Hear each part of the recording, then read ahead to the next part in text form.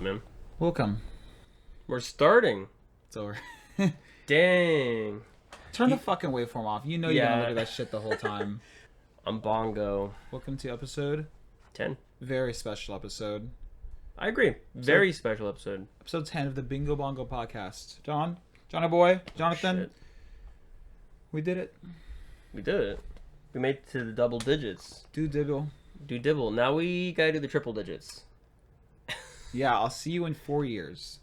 Because I did the math, that's how long it'll take. If we do it every 2 weeks, it's like 4 years. Maybe. To get to episode 100, so maybe. Maybe on episode 100, we should do like a live stream where we Dude, if we reach episode 100, we'll jack each other off on camera. Like, that's such a long time. I don't think most podcasts... Like, podcasts that do that are, like, low effort. They do it once a week. They get together, talk for a little bit, barely edit it, pump it out, right? Yeah. This is, like, we have to do things. We do it every 2 weeks. We edit it hardcore. This is, like, it would take a lot of effort to get there. Like, people who reach 100 episodes, they do that in, like, a year and a half. Yeah. I guess people who do that... I love how we talk about this once an episode. People who do that either... I think we just have to reevaluate how we record, edit, and post. It might not be 2 weeks every 2 weeks, maybe a bit longer. But if we want to keep it sustainable, if we want to keep it sustainable, then But anyways, Bingo Bongo podcast. I'm Bongo. He Bingo. John and Orion and I have like the same size penis. It's incredible. That's how you know we're meant to be, all of us together. Down to the I don't want to talk about that. Down to the circumcision scar. No. Yeah. So Johnny boy, how you been? I've been all right. Kind of. I'm existing. I've been trying to get some. So I watched a movie recently, Weapons. Good movie. I uploaded it onto my channel finally. It's just like I wanted to get it done in like a day, the video, and I just mentally had no energy to do it. And when I did do it, it literally took less than 3 hours to record, do the audio, Yeah, edit, and post. All 3 hours. Because it was like a short 4-minute video. I know how to do that stuff, but I just had the mental brain power to do it, and it pissed me off that I couldn't do it. So I've just been kind of battling myself in that way, but also me and Bingo here, we haven't talked to each other in a bit because Bingo I don't know if you broke your phone, but the phone broke. It's gone. Yeah, this is my new phone. This is what I've been dealing with. Oh shit! Yeah, I don't think it can make phone calls. So I don't have a phone. I've just been relying on this for music. I just put up my Walkman for our audio listeners. I put up my Walkman cassette player. I got my watch, so I know what time it is. I don't have any money anymore, so I spend it all in Philadelphia. I went to Philadelphia, by the way, John. Yeah. And I just don't have a phone anymore. And honestly, it's been fine. It's not that bad, Like You're going. What is it called? Unplugged. Off grid, yeah. So it's not that bad though, because I just don't have to talk to people now, which is kind of nice. And the people that I do want to talk to, like I want to talk to, like my mom, but not on her schedule, on mine. Yeah, you know what I mean? Yeah, that makes sense. So I'll probably call her in like a couple months. Okay. Just kidding. I'm gonna call her later. Yeah. On your phone. And my mother sent me an email apparently a couple days ago. She was like, Ashton, this is your mother. I hope this reaches you well. Yeah, like I have been calling and texting and haven't been able to reach you. Hope you're okay. And I'm like, but love you. Like we need to talk. And I responded to the email. I was like, hey mom, did dad tell you my phone is messed up, destroyed? And she was, she thinks I'm like out in the Alaskan wilderness or something. Yeah. You drove your ass all the way to Alaska, and now you're like, no, I walked there. No phone. Walked there. Fuck. Have you ever seen this movie Into the Wild, or read the book Into the Wild? The dog book? No, that's Call of the Wild. No, I haven't. Into the Wild is about a guy who, literally, it's a true story about a guy named Chris McCandless, and it's a made up name. It might be McCandless, something like that. Even more made up. He goes he's like this rich kid, but he says fuck everything, fuck life. He just burns his money and just drives to Alaska to go do some fuck shit. Okay. And he ends up dying out there. What? Okay. I don't really give a shit. Okay. I don't get what's the moral of the story. Don't do that. I have no idea why I'm talking about that. Let's move on. So, Okay. let me ask you, what have you listened to and watched lately? You watched The Weapons. Yeah, What I else has watched. been going on? I watched with you? Weapons. I watched. That's it. I watched War of the Worlds, the new one. We're supposed to watch that later Yeah, today. 2025 War of the Worlds. Probably have a Yeah, have a little drink bit. and have fun. like It was two. dog shit. It was. I'm so, excited. It was so bad. He said maybe. Would you say it was the worst movie of the year? Worst movie of the past couple years. So I'm excited to watch it. It's like so bad. It's like if you don't know, there's a trend of genre of film where it all takes place on a computer screen, like Unfriended. Have you heard of those types of genres?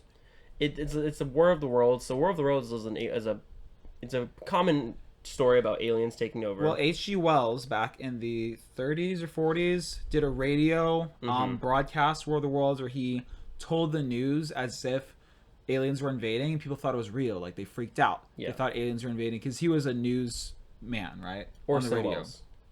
Orson Welles. Was it Orson Welles? Yeah. Sorry, guys. But Anyways. H.G. Wells, I think, wrote the book. Oh, what's up with all the Wells? I don't know. No idea. Anyways, Orson Welles did the radio broadcast. Somebody did the book.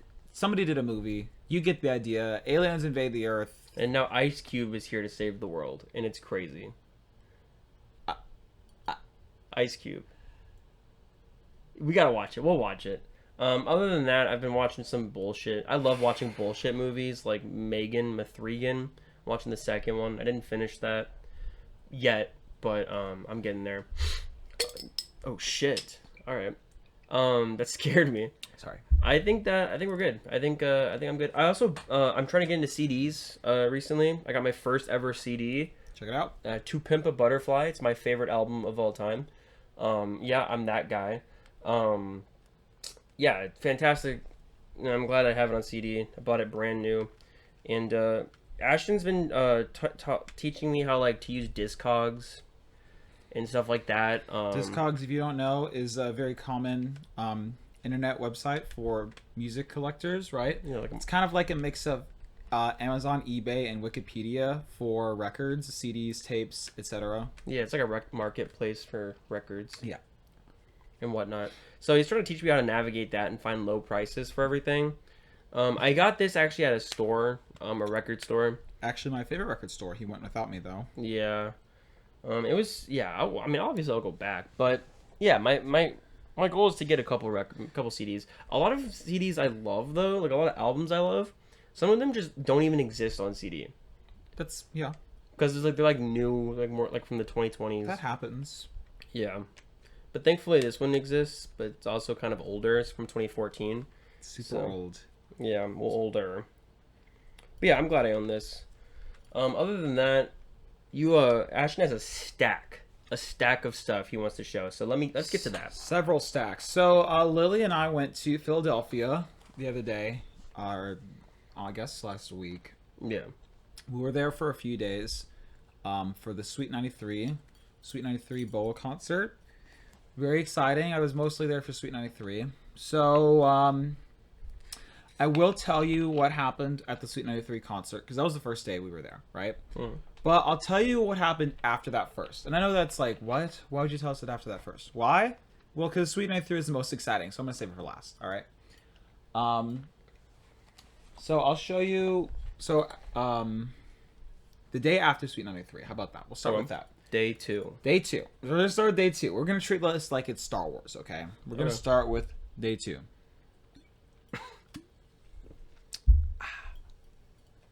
We went to several stores on day 2. Several places. Lily really wanted to check out the Mutter Museum of Science and Human Anatomy. Okay. So this was a museum in Philadelphia dedicated to human disfigurement.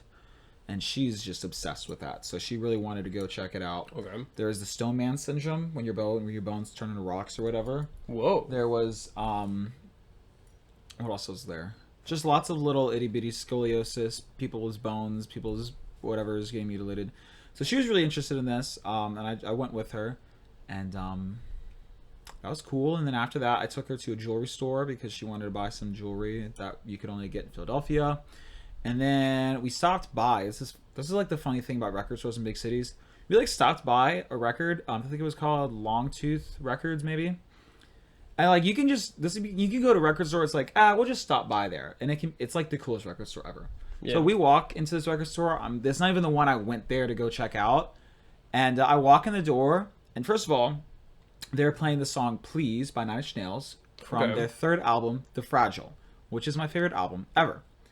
And so I'm like, okay, cool, playing Please. That's a pretty cool track, whatever. And I'm looking around, and then that song ends, and the next song in the album plays. And I'm like, whoa. Are they playing the whole album? And yeah, they just played the whole album. That's pretty cool. So I'm like, what the fuck? This is the coolest store ever. They're just playing the whole album. And I told the guy, like, at some point he like walked past me, and I was like, hey, I hope you know that you're playing like the greatest album ever right now. And we talked a little bit about it. But anyways, they had a lot of cool CDs and cassettes. I picked out a couple things. They had something incredible that I found. They had like a shit ton of really cool cassettes. I just picked one because I didn't have a lot of money. This is what I ended up getting from that store. This album is called Subliminal Plastic Motives.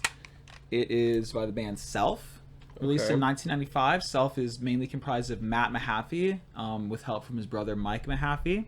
This is a cool cover. Very cool album. This is like number 49 on my list, so it's pretty high. It's in the top 50. This is incredible because this album is like not very well known at all. I like it a lot. The guy in the store knew it too because he was old. He wasn't old, but he was old enough to have heard of this band. They're mainly known for their songs Solo and Canon, which were apparently popular in big cities back in the 90s. Self is super cool. This is like the really good album. Basically, they weren't that great after this. I have like their second CD also, and that's like fine.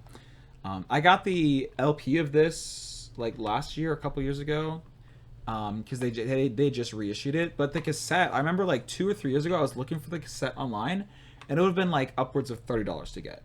And right now, if you wanted to get it, it'd be like $40. And I bought this for $10. That's what's up. It's in great condition. It sounds great. I listened to it the other day. I am very happy with this purchase. Also in that store, he just had a shit ton of CDs, so I was like, fuck it. I'm just going to get the next 2 Pearl Jam albums. Backspacer, 2009, I think. Yeah. And Lightning Bolt from 2013. I have Pearl Jam's first 5 albums on vinyl. And then I have their next 3 albums on CD. This is a book, bro. And these are the 2 albums that came out after the 3 CDs I have. So the point that I'm getting at is I have their first 5 on vinyl and their next 5 on CD now, which feels nice. It's kind of completionist, I guess. So I have this is cool looking. Pearl Jam's first 11 albums. The only one I don't have is their newest album, Dark Matter, which, I mean, whatever. I listened to this today, actually, and it was good. I liked it. And I'll listen to this soon. They were like $8 a pop, so not that. Pretty unreasonable. Or pretty reasonable. I mean, they were not unreasonable prices.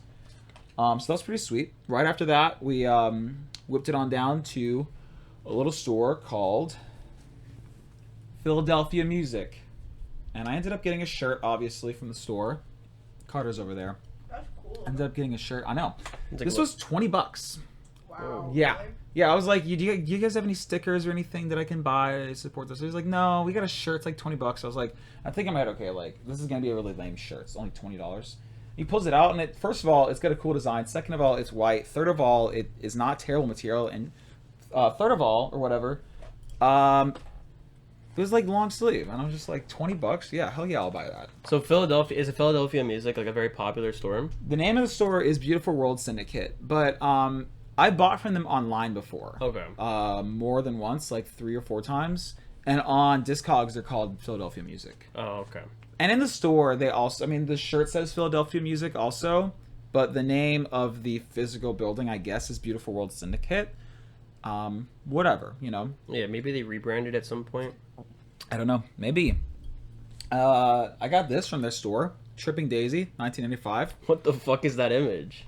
This album is called I'm an Elastic Firecracker. Another really good album. Also, just like Self, not super hard to find, but pretty hard to find. I got the vinyl for that last year. It was like $35, and the cassette, similar price to what the Self one would have been. So just like another like really rare cassette that I happened to find for like $6. Very cool, very exciting. I like this album quite a bit. It's their second album. John is looking at the cover art, which is like a man covered in paint. It's giving old man eating paint I was vibes. literally thinking the same thing. He thought it was yogurt. Yeah, he thought it was yogurt, Yeah, but that's he pretty ate funny. paint. There's also a picture of like a poor, like third world country child holding a CD player, listening to the album, like smiling. Why? Like they flew to Peru, went out to the ghettos, and like put headphones on a random child and It's took like, a picture take a of smile, him. boy. Your smile. Yeah, I What the think fuck? that may be what they did. So that's crazy. That's so random. I love that though. This is a great album, so cool to have on cassette now. Yeah, I like that. I also got a few CDs. This is like what's crazy about big city record stores is like that cassette was like $6 online. It would have been like 30. All the CDs I got from the store were like $2, and these would be like $7 at AFK. I love AFK, but There's just more people that there to sell too. they just can't compete. So Yeah. I got Sonic Youth, Rather Ripped, 2006. I started listening to this today. Sounds pretty good. Okay. You know, it's a pretty typical Sonic Youth album, so they make good music. Modest Mouse. We Were Dead Before the Ship Even Sank.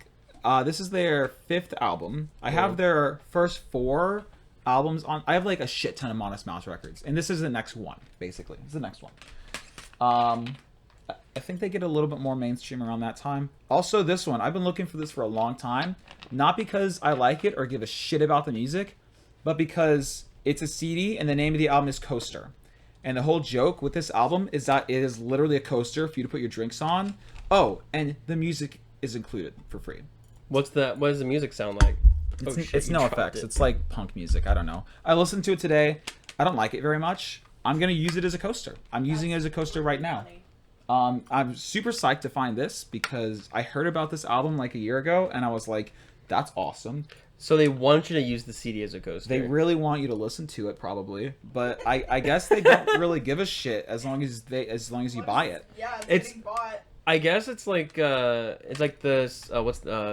System of a Down's Steal This Album. A little bit. Kind of like that vibe. So the album I don't think was very good at all. I was talking to Lily. I was like, Lily, can you imagine if I pop this in my CD player and it's like incredible? Like, can you imagine if Coaster's like a really good album? It wasn't, but It's unique, I guess. yeah. So that was cool. I guess I'll just start buying copies of Coaster to use To as have coasters. these Yeah, coasters. Will it be cheaper though than just buying coasters? probably would be cheaper to use like anything else. Yeah. By the way, you're probably thinking, Ashton, if the CD is Coaster, what's the record? Good question. What? If the CD is called Coaster because it's coaster size, what would they call the record version of the album? Oh, like the vinyl record. He just doesn't know what record means. Like, I say it every day. They call it Frisbee. I love Oh, that. that's whole. So this is why it doesn't have a title to this album. It's just bullshit. Called Coaster Frisbee, I guess. Frisbee. Maybe if they made a cassette version, they'd call it Square. I don't know what they would call it. Paperweight, maybe? Paperweight. Yeah, that'd be great. Probably Paperweight. So there's Coaster. It's cool. I'm going to We need to probably get the never Frisbee listen to it next. again because I didn't like it very much. Dude, imagine we get a frisbee. We get the frisbee and then we play frisbee. I would play Frisbee with that record. We do it on camera. Like have a little segment where we're frisbeeing the frisbee disc. Records are actually terrible to play Frisbee with because they're flat sharp. and Frisbees are curved to hold the Catch air. the air. So it would be a terrible Frisbee. We'll melt it to like reshape it. So that was Philadelphia music, and then we walked down the street to a store. I don't remember what the store's called actually. Were these all like in like similar areas? We had to drive from Longtooth to Philadelphia Music, but then we walked from Philadelphia Music to the next record store, which was a really cool store. And I look at the shelf on the store, and like the first thing I see is this. Oh yeah, you showed me a photo of that, and I was like, "Who the hell is that?" And then Lily said it's Bill. It's Bill. Bill. Bill. This is Tripping Daisy's first album. Also not that easy to get on cassette. Is the album titled Bill? Yes. Oh, okay. And so it was basically just like, holy shit. Their first album also? Hell yeah. So I got that because why wouldn't I get their first album also? I actually like their first album better than their second one. I bought it when I bought the vinyl for the other one. I bought both of them at the same time and I was like, fuck it. Like I'll just get their first album. I'm sure it's not that great. And then it got in the mail and I was like, damn, this is really good. So I have both the records and the cassettes now, which is cool. That's dope. Also from that store, I got Stone Temple Pilots, Core, 1992. This is also 1992, by the way. This is their first album. Really great album. It was only $12, which isn't so bad. I've been wanting to get a cassette copy of this for a while, so I'm very happy with this. I listened to most of it yesterday, and it sounds good. This is another one of my favorite albums, actually. I've been listening to this forever. Probably talk about it on the podcast in the not too distant future. Okay. Next Sunday AD, there was a guy named Joel, not too different from you and me. He worked at Gizmonic Institute. You know, have you ever watched Mystery Science Theater 3000? Have you? I mean, I know it. Yeah, I know it. Have you ever watched Mystery Science Theater 3000? Oh, I love it, dude. I was just doing the theme song. Oh, okay. Anyways, I'm just going to keep going. I got a lot. But Yeah, we're more than powering halfway it. through. We're powering through it. So, What is that? This is Dinosaur Jr. without a sound. This one's really exciting because Lily likes Dinosaur Jr. quite a bit. I've been meaning to get an album by them. I don't have anything by them. Okay. And I find this, and it's like, fuck it. I'll get it. It was $16, which is quite a lot. But, For a cassette, is a lot. Yeah. But I was kind of just like, whatever. It sounds good, like, quality-wise. So I'm just going to get it. And, you know, I'm going to listen to it and be my first just Dinosaur Jr. album. So I'm sure it's good because I know one of the songs on it. You probably know the one song on it too, Feel the Pain.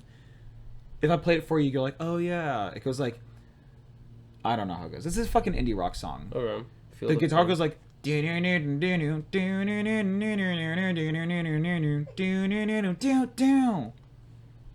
know.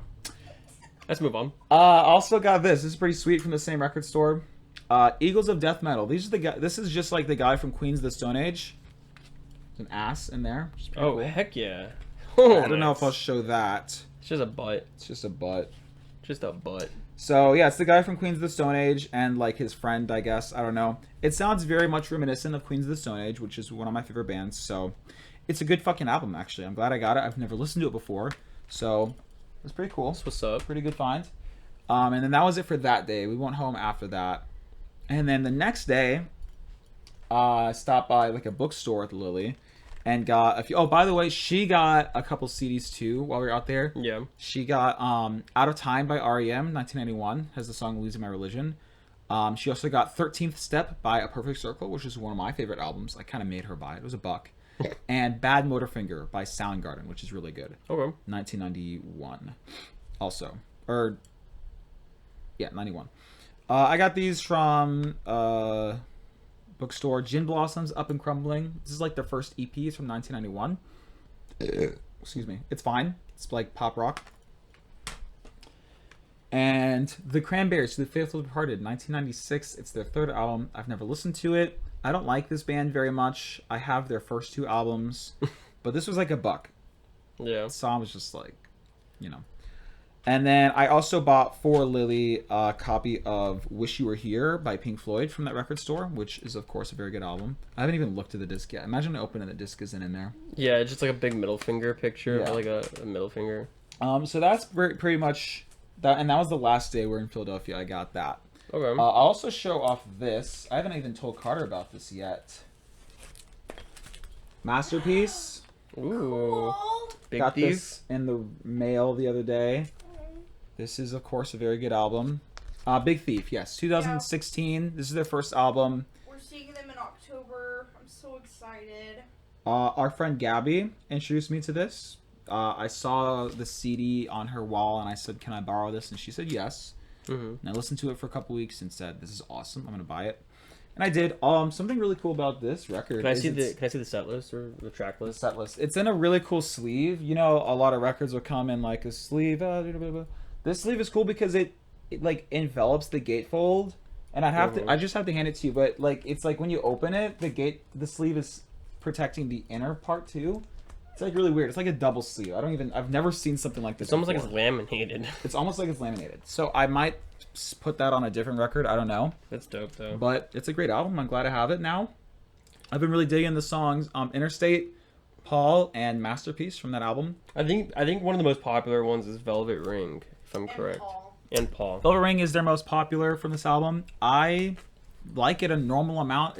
But I don't like it that much. I always get nervous touching records like that. I feel like I'm gonna snap it on accident. It's like a child. Just, oops. I have the same problem with children.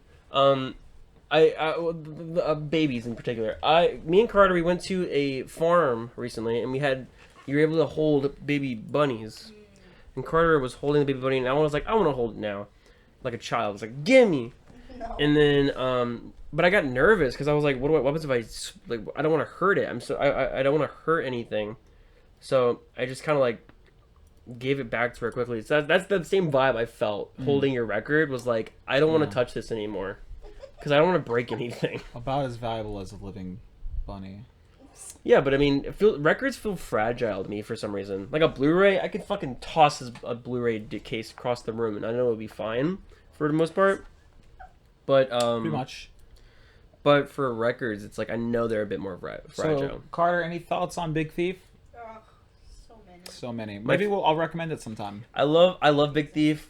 I mean, Vampire Empire is great.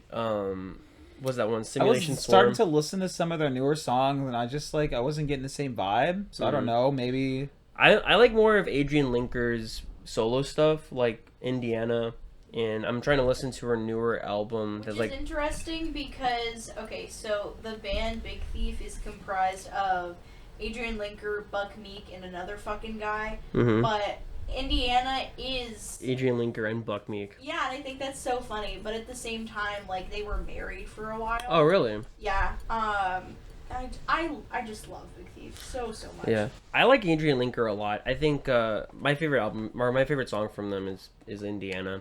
It's great. Have you heard of Indiana? Have you heard of Indiana? you played it for me. Which is so funny because they literally have a song named Jonathan. Yeah, they do.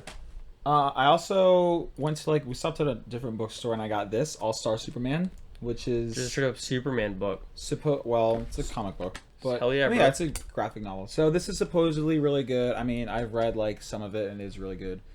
I guess the new Superman movie is partially inspired by this in some ways. I'm not seeing a ton of resemblance so far. Mm-hmm. Like the robots are in there, I guess, but I'm not seeing a whole lot of other stuff. Maybe it's just the robots. I don't know. But it's Who good. said it was inspired? Excuse me? Who said it was inspired by? Wikipedia. Oh, okay.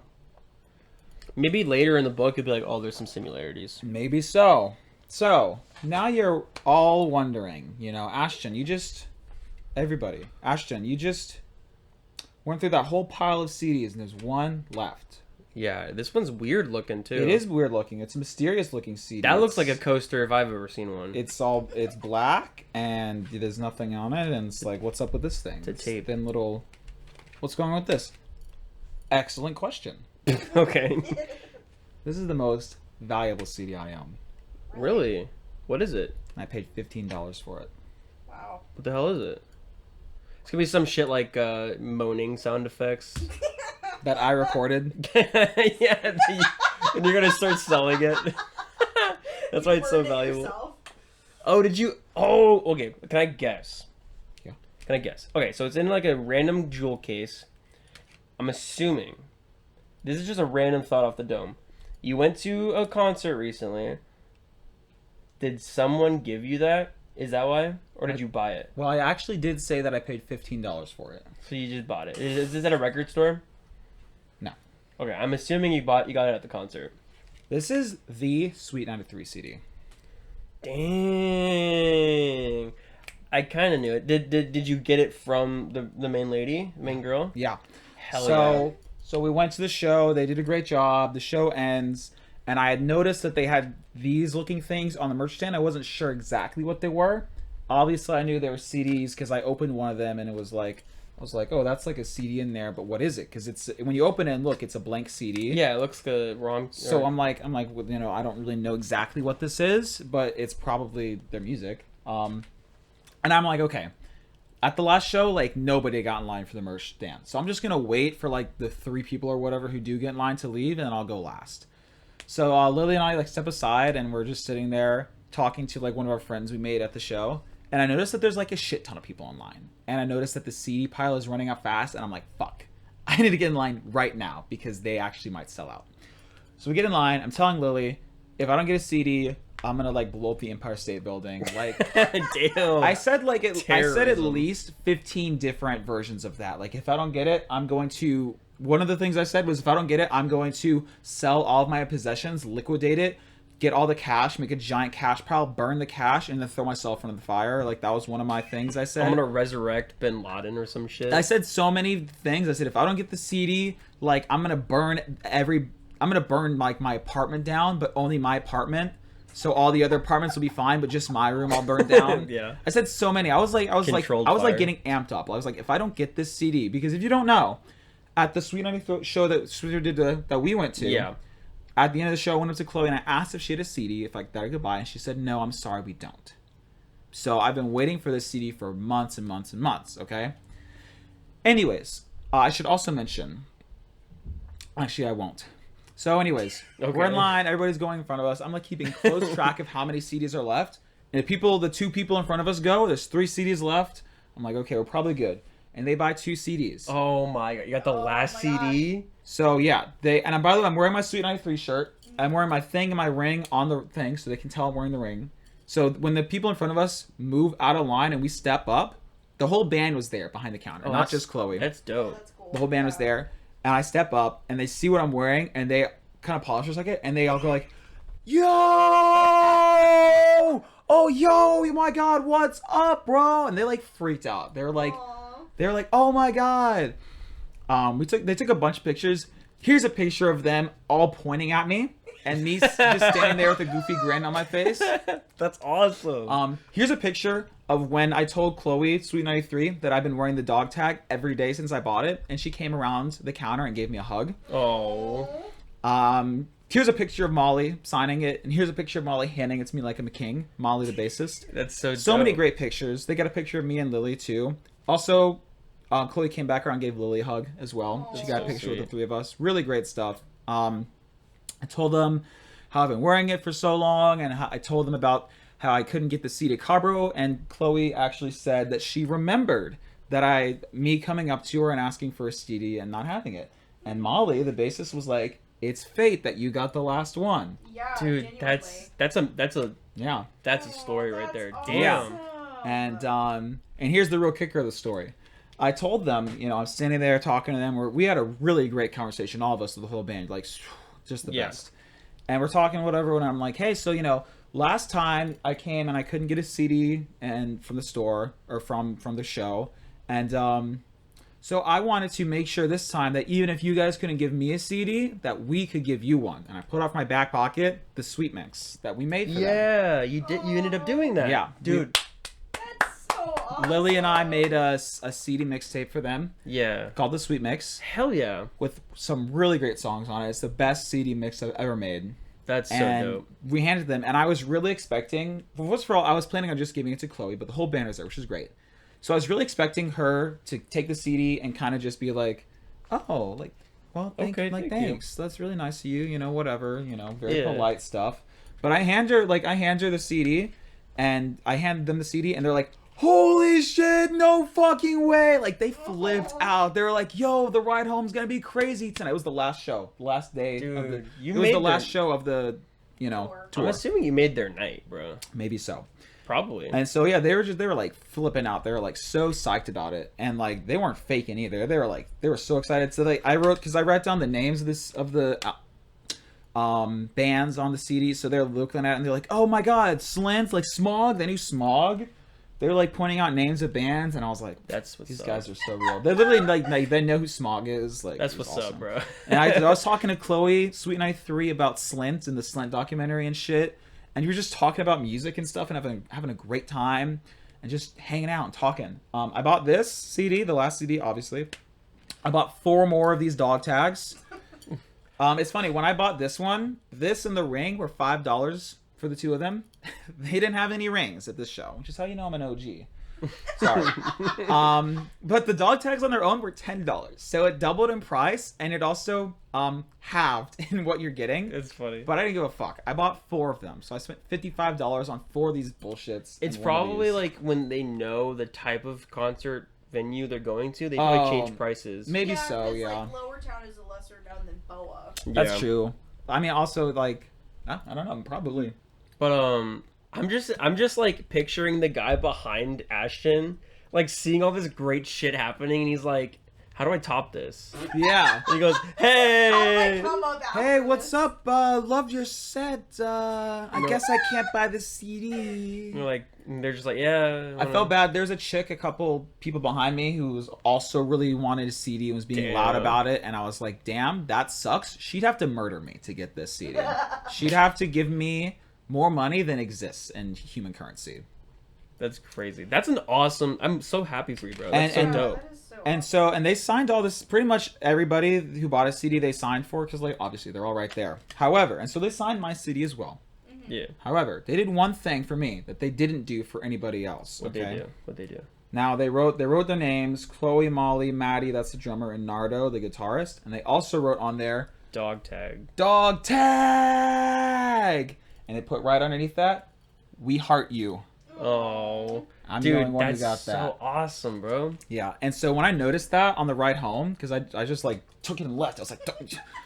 When I noticed on the ride home, Cracked out. I literally cried. I was like, they heart me. This is crazy. Yeah, and I mean, I remember when literally the first episode of the podcast he talked about this. Like, I remember you like straight up saying you had such a crazy experience, and the fact that you're able to double it and have like a better interaction, not a better, but like a more powerful interaction.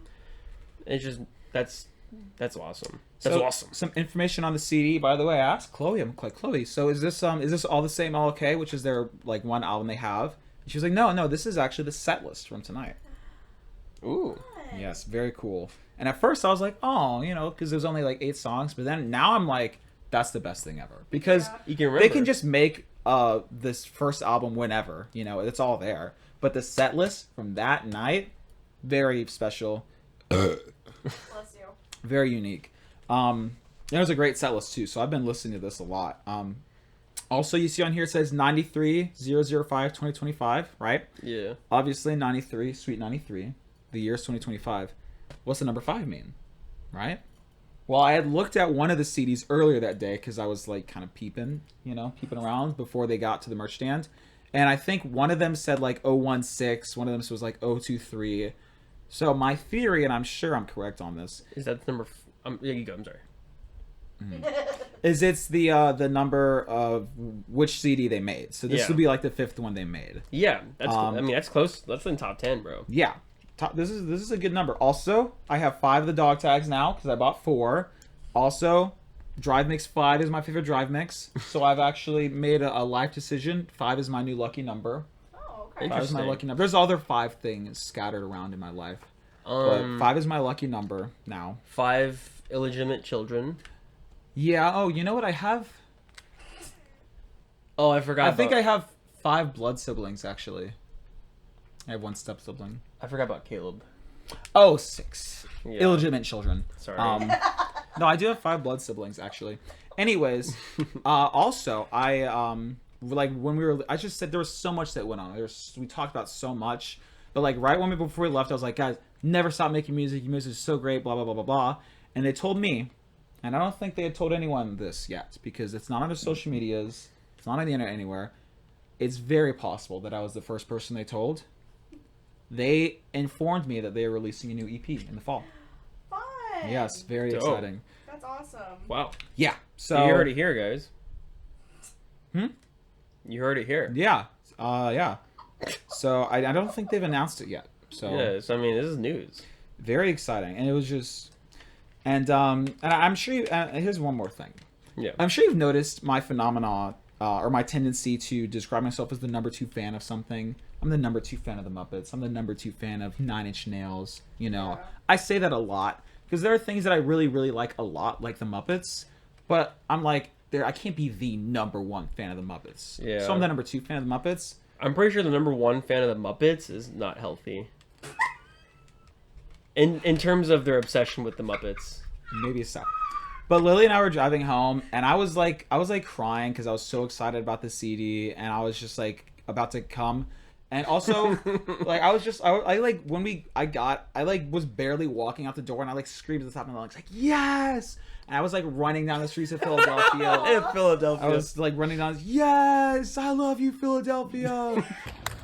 Yes!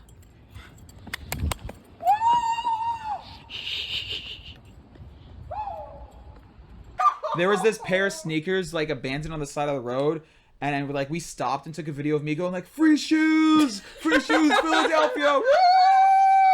Woo! Yeah. Free shoes!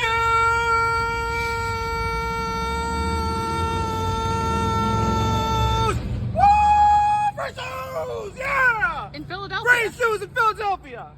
Because I was so amped up. I was literally just running around in circles. And just like, Was this when you called me twice at midnight? yes. That's when you were called, dude. That was like, damn. Yeah, I was definitely. I kept saying like, I've never been this high before. I was completely sober. I was just so high on adrenaline. It was crazy. I That's also awesome. really love how they're kind of a smaller band, so it's probably not likely that they get a lot of people like you, like wearing all of their shit, like so excited to meet them. Yeah. And genuinely, I think you probably gave them the same experience that they gave you. With Yeah. How So. excited. Maybe so. Because like imagine being a small band and like nobody really knows you or like wants to really listen Yeah, to you're like the music, and then- opener. yeah, and then you meet somebody that just loves you so much as an artist.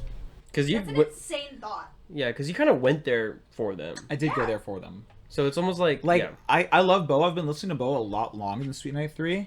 I've seen both of them live before, but when Boa came on, I was kind of like, okay, wrap it up, guys. Wrap it up. I need to go talk to Sweet93. I mean, also with Boa, they play a lot of their new songs. There's nothing wrong with that. I just don't like their new songs very much. I love their first album. I really don't like the new album, and they played a lot of songs from the second album as well, which is like fine.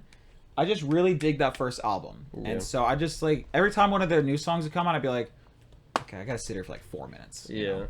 All right. Before we do anything else, two But things. I did just want to say, with the number 2 fan thing, I'm the number 1 fan of Sweet93. It's confirmed. We made the decision. We Lily made and the I- decision. We went to the kitchen. I said to Lily, like, you know how I'm the number 2 fan of Muppets? She was like, yeah. I was like, you know what? I said, I think I'm ready to take on the responsibility Whatever. of being the number 1 fan of Sweet93. I'm So ready to admit I have an unhealthy obsession. I'm officially the number 1 fan of Sweet93. That's awesome. And if anyone wants to say they're the number 1 fan instead of me, Trial by combat. that's fine. You can say it all you want, but it won't be fucking true, will it? Damn. Because you know what? They hurt me. It hurt. Dog They tag. hurt me. Just real quick, I'm going to say, after the show, we get in the car and we drove down to this Philly cheesesteak place. I think the place was just called Original Philly Cheesesteaks or whatever. Yeah. Unbelievably delicious. That's how I you. can't imagine going to Philadelphia and not liking the Philly cheese. But it was like orgasmic. I literally, there's a video of me eating the cheesesteak and I literally put it in my mouth and I go like, That's. like I can't recreate it because my eyes literally roll back into my skull. That's how delicious it I is. remember. Lily makes the same face as well. She's super picky. I remember someone a long time ago, not long ago, but they were like, yeah, the best cheesesteak places have the shittiest name. They're just like cheesesteak. Yeah. And it's like, that's how you know it's a bomb cheesesteak. I think the name of this, I couldn't tell you. It was literally just called like, you know, original cheesesteak. I mean, the point that I'm making here is like you walk in and the guy at the front counter is like not very nice to you. Oh, that time. What do you want? Yeah. And Give me a cheesesteak. It doesn't take them very long to make it. But then you eat it and you're like, did they put crack in this? Yeah. You know? Yeah. Or is this just like a shit ton of MSG? I don't know. Hey, give him the willy. Spin it up. Flip flop. Basically. All right, boss. I know. I went to the guy and I was like, yeah, can I get a Philly cheesesteak? And he was like, yeah. What you want on it? I said, just whatever comes on it. He's like, he was like, you want cheese? And I was like, yeah, I want cheese. Like, Yeah, it's a like what's cheesesteak. up, man? It's like pissed off. Fuck you. What do you want? Yeah. It's like, okay. Also, on the way back, we stopped in Delaware because I fucking wanted another cheesesteak, and that one wasn't as good. Yeah. And The it further you also get to fell Phil- apart while I was eating it, so I had to pull over into a park and eat it, and half of that cheesesteak is still on my car. Oh, shit. So, pro tip, just go back to Philadelphia. Don't stop in Delaware. It's worth it. Just turn around. Yeah. Jesus. So that's pretty much what happened in my Philly trip. I mean, That's wonderful, bro. Yeah, that was. I mean, That's thank an you for awesome thank you, story. and I love how you're still using the coaster CD as a coaster. that's the whole point. Can I use a coaster? Can I use mine? Is it a Here, coaster? look. You just Can I use the jewel case? Yeah, you got a jewel case. Oh hell yeah. I don't know. I don't know if this is gonna be in frame though. I don't. Want, I have a big. No, it's cool, bro. Just put it. You can just put it. Let me check. That was good. Oh, perfect. I have a fat, 28 years later, dong sized of a Pepsi. T-bis. You thought that was funny? Yeah, because it's true. I have one fan. Let's talk about. Are we going to recommendations now? Yeah. Sweet. You want to do a music recommendation? Yeah.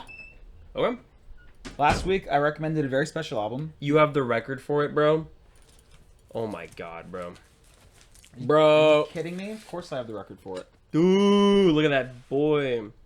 1994, second LP by Nine Inch Nails, The Downward Spiral is my 5th favorite album of all time. And if it wasn't for 3 and 4, it would be like my number 2. Yeah. Where to start? It's a beautiful album. It kind of changed the world. You think it changed the world? I don't know if it changed the world. It definitely changed a lot of people. It changed music. I think that this album was like this was like the White Album of the 90s, basically. Like the Beatles' White Album. People talk about how the White Album was like super influential and stuff. I swear to God, I believe this was the White Album of the 90s. I think this is their most influential album. Yeah, I think how a lot of people describe it is that it brought the certain noises that you hear into mainstream. Yeah. And I do think I do agree with the influential part. Like, I think what they decided to utilize in the album, it became, as I said, it became mainstream. Like, because to get right into it, this album is very... The End of Music was the name of this article.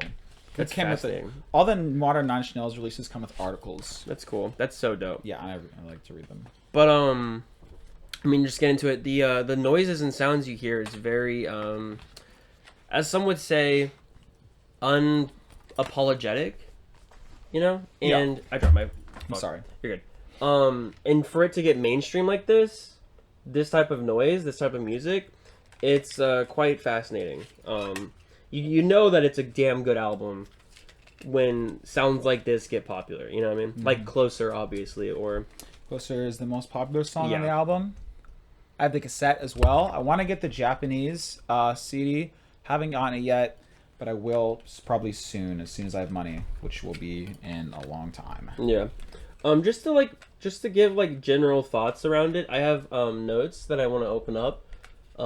Yeah. But to get right into it, I absolutely fucking loved this album. Fucking absolutely loved it. I like Nine Inch Nails, Trent Reznor and Atticus Ross. This was before Atticus Ross. Okay, but I like those two for different reasons. I'm a big movie guy, and they are very prevalent in the movie scene. They've worked with David Fincher. They've done lots of soundtracks. Yep, David Fincher, Luca Guadagnino. They're my most noticeable, or I think not prominent, but like the biggest example of like their best modern soundtrack, Challengers. Fincher. I don't know which Fincher one they've done. I think they did The Social Network. I think they did a lot of great soundtracks that I really love. And when you see their names, you know it's going to be at least good in terms of the music. Literally the whole selling point of the new Tron movie is that it's music done by Nine Inch Nails. Which is actually, by the way, the first soundtrack that Nine Inch Nails has done. Yeah. Because Trent Reznor and Atticus Ross have done plenty of soundtracks, but Nine Inch Nails has, as of yet, not done a soundtrack. Yeah. A movie soundtrack. Nine Inch Nails did the Quake video game soundtrack in 1996, but this is the first Nine Inch Nails movie soundtrack. Yeah, so a lot of people are joking like, oh, I'll watch the movie because of the soundtrack. That's why I will watch it. But I don't even know where to even begin. All my notes are scatterbrained. That's a song by Radiohead. Sweet. I like this is when before I even started the notes, I said title evokes self deterioration. Of course, that downward spiral. And what I absolutely loved about this album is that it's a fascinating character study. That's like the most that's what I love the most about it, is that it follows this character as as he traverses this deterioration, you know, into something that's not human. And I kind of love by the end of the album, we'll get into each track, but by the end of the album, the imagery that is displayed is so horrific and haunting. But as I say in every music review, there's the likes and dislikes and all that. There's no neutrals, no dislikes. Every track I like. You want to know why? Because I continue to recommend Good shit. really good albums. Yeah, But if you want to get started on Self-Destruct, unless you have some more to say off the top. Here's what I will say. Nine Inch Nails is my favorite band. Mm-hmm.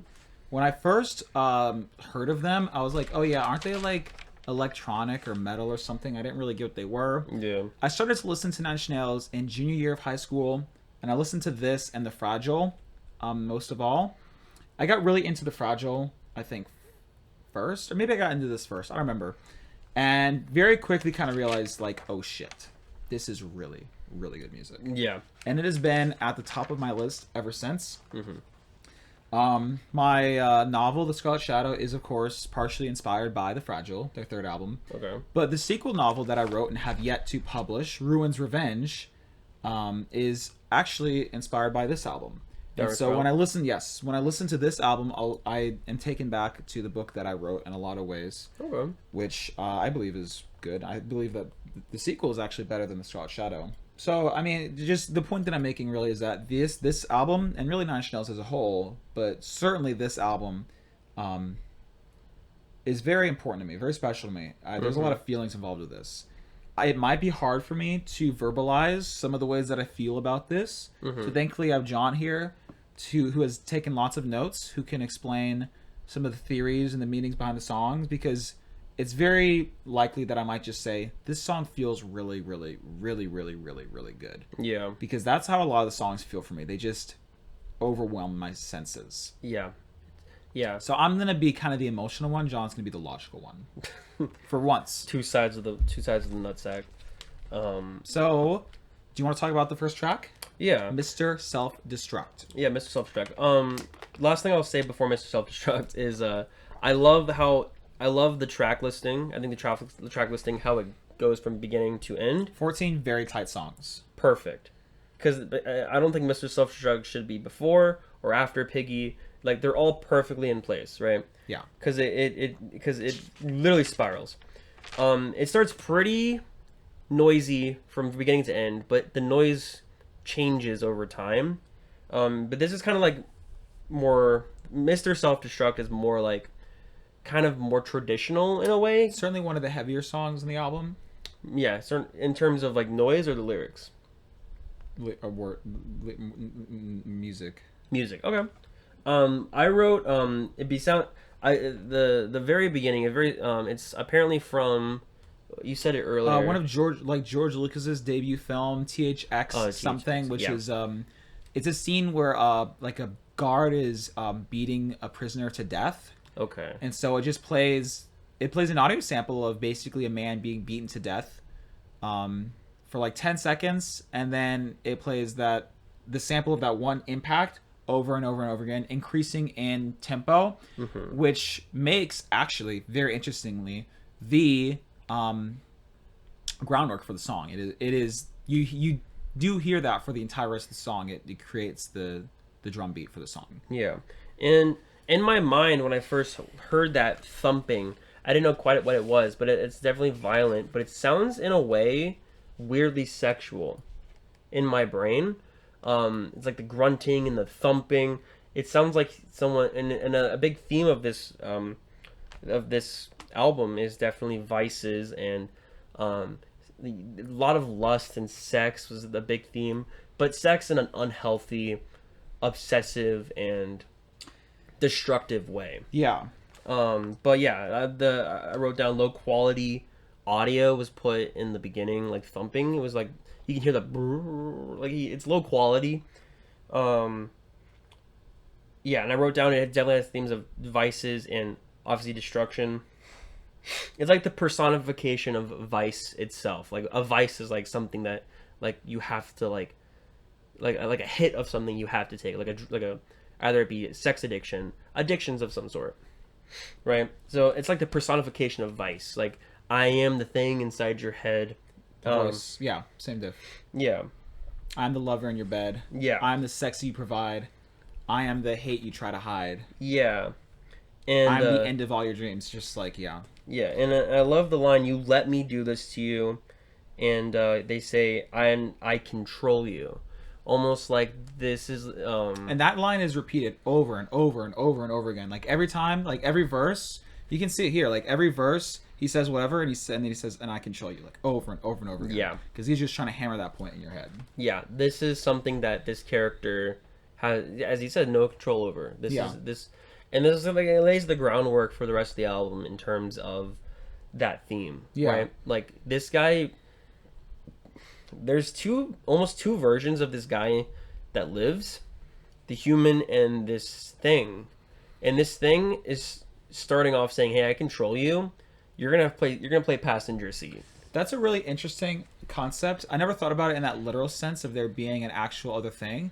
It's interesting that you bring that up because that's like the main plot of the book that I wrote. Oh, yeah. Which is that basically the main character is possessed by this creature that takes control and like murders everything it kills and eats and destroys everything it sees. Yeah. And it's supposed to be a metaphor for the terrible things in his head, but it is personified by this thing. And so I guess, but I never thought of the album itself being about a creature like that. But I guess my subconscious noticed that theme. Yeah. And you just noticed it more easily than me. I don't think it's a creature; it's himself, which is the fascinating part. Well, It's that's my thing too. Yeah, it's just it's like Jekyll and Hyde. Yeah. Almost. Yeah, the music from the beginning I loved. Like I was just like head bopping like to like this song. Cuz it's just intense. It's I like how negative it is. I like negative things. Great way to start the album, I think. Super And powerful opener. great opener. And what I love about this album is just it gets more and more not fun. It's the best way to describe Yeah, it. I would say Like this is fun at first, like okay, this is a little dark, but it's fun, and then just gets more and more not fun. yeah, perverse, grimoire, deranged, Deranged. derisive. Madness ensues. Yeah. But then it moves to Piggy. And then it continues this character, downward character.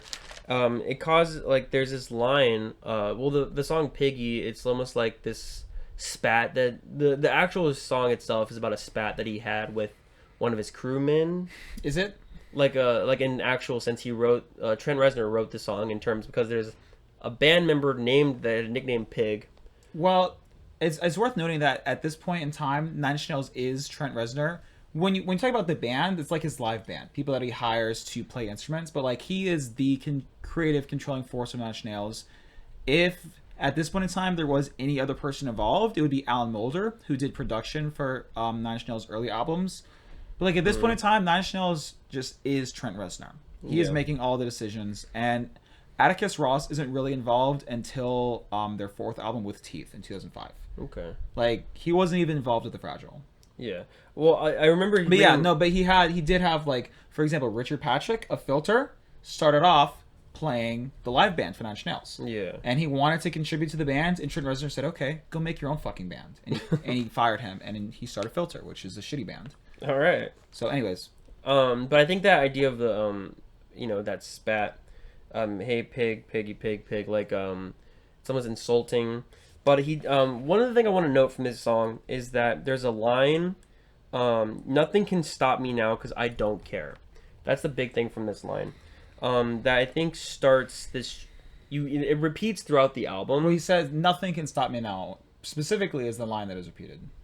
Yeah, and then well the line I don't care, nothing can stop me now, gets repeated throughout the album. There's another part in a different song. Right, but he just says "Nothing can stop me now" in the other album, and also in lots of other Nine Inch Nails songs. This is the first album where he uses that line, but he says "Nothing can stop me now" in like most Nine Inch Nails albums. Like he says it a lot in the Fragile Okay. also. This is like the main song where he also says, "Cause I don't care anymore." Yeah. But Nothing Can Stop Me Now is like the Nine Inch Nails line. Yeah. I get, but your point isn't invalid. I'm just saying it's just that part of the line. Okay. Regardless, how I took it was it correlates to like this vice that I was talking about in the last song. It's like it starts this trend where this is kind of like the vice is kind of. I wrote down it like he's allowing his vice to start this spiral downwards. Like this is where the spiral I think starts within his mind. There's a clear point where he snaps. We'll get to that. Yeah. But the seed and the groundwork essentially is already present from the very beginning of the album. And as I talk further through this album, my favorite part of this is the story. It's the character. The music is fantastic. The music helps elevate this character, but all in all, through and through, this character is the most fascinating part for me. And I can't wait to re-listen to it with everything in mind, because I listened to it like recently, like all the way through with notes. So I can't wait to re-listen to it with everything in mind and see how like the groundwork is like really set up. Because my favorite parts are the end. yeah, Near the end. definitely. The last half of the album is, well, like on the cassette.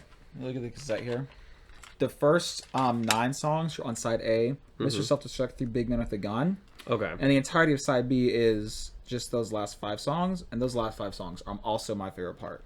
Yeah. I love how the cassette purposefully, because it leaves a lot of blank space on the last part of side B, because obviously side A is longer, but it like from a conceptual standpoint, there really is the two sides. The first half is longer, but it's a very, very different conceptually, and so Yeah, there's a big shift there. Yeah, that's exactly. Yeah, I agree with that wholeheartedly. Piggy is interesting too. I mean, the idea of pigs and animals are mentioned several times in the album.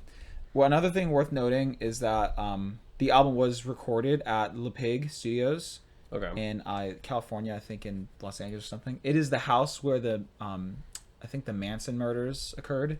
Okay. So Trent Reznor buys this house where basically a family was murdered specifically to record this album, which is a very edgy thing to do, and he doesn't do that sort of stuff anymore. But in 1994, that's just the type of guy he was. Yeah. To record an album in a murder house. I mean, and the themes of this album it makes sense, right? Derangement. Yeah, it was definitely like kind of a PR thing, I think. Yeah. Like, hey, like this album is recorded in a murder house, like. Yeah. So I don't think that needed to be the case, but it's worth mentioning. It's interesting.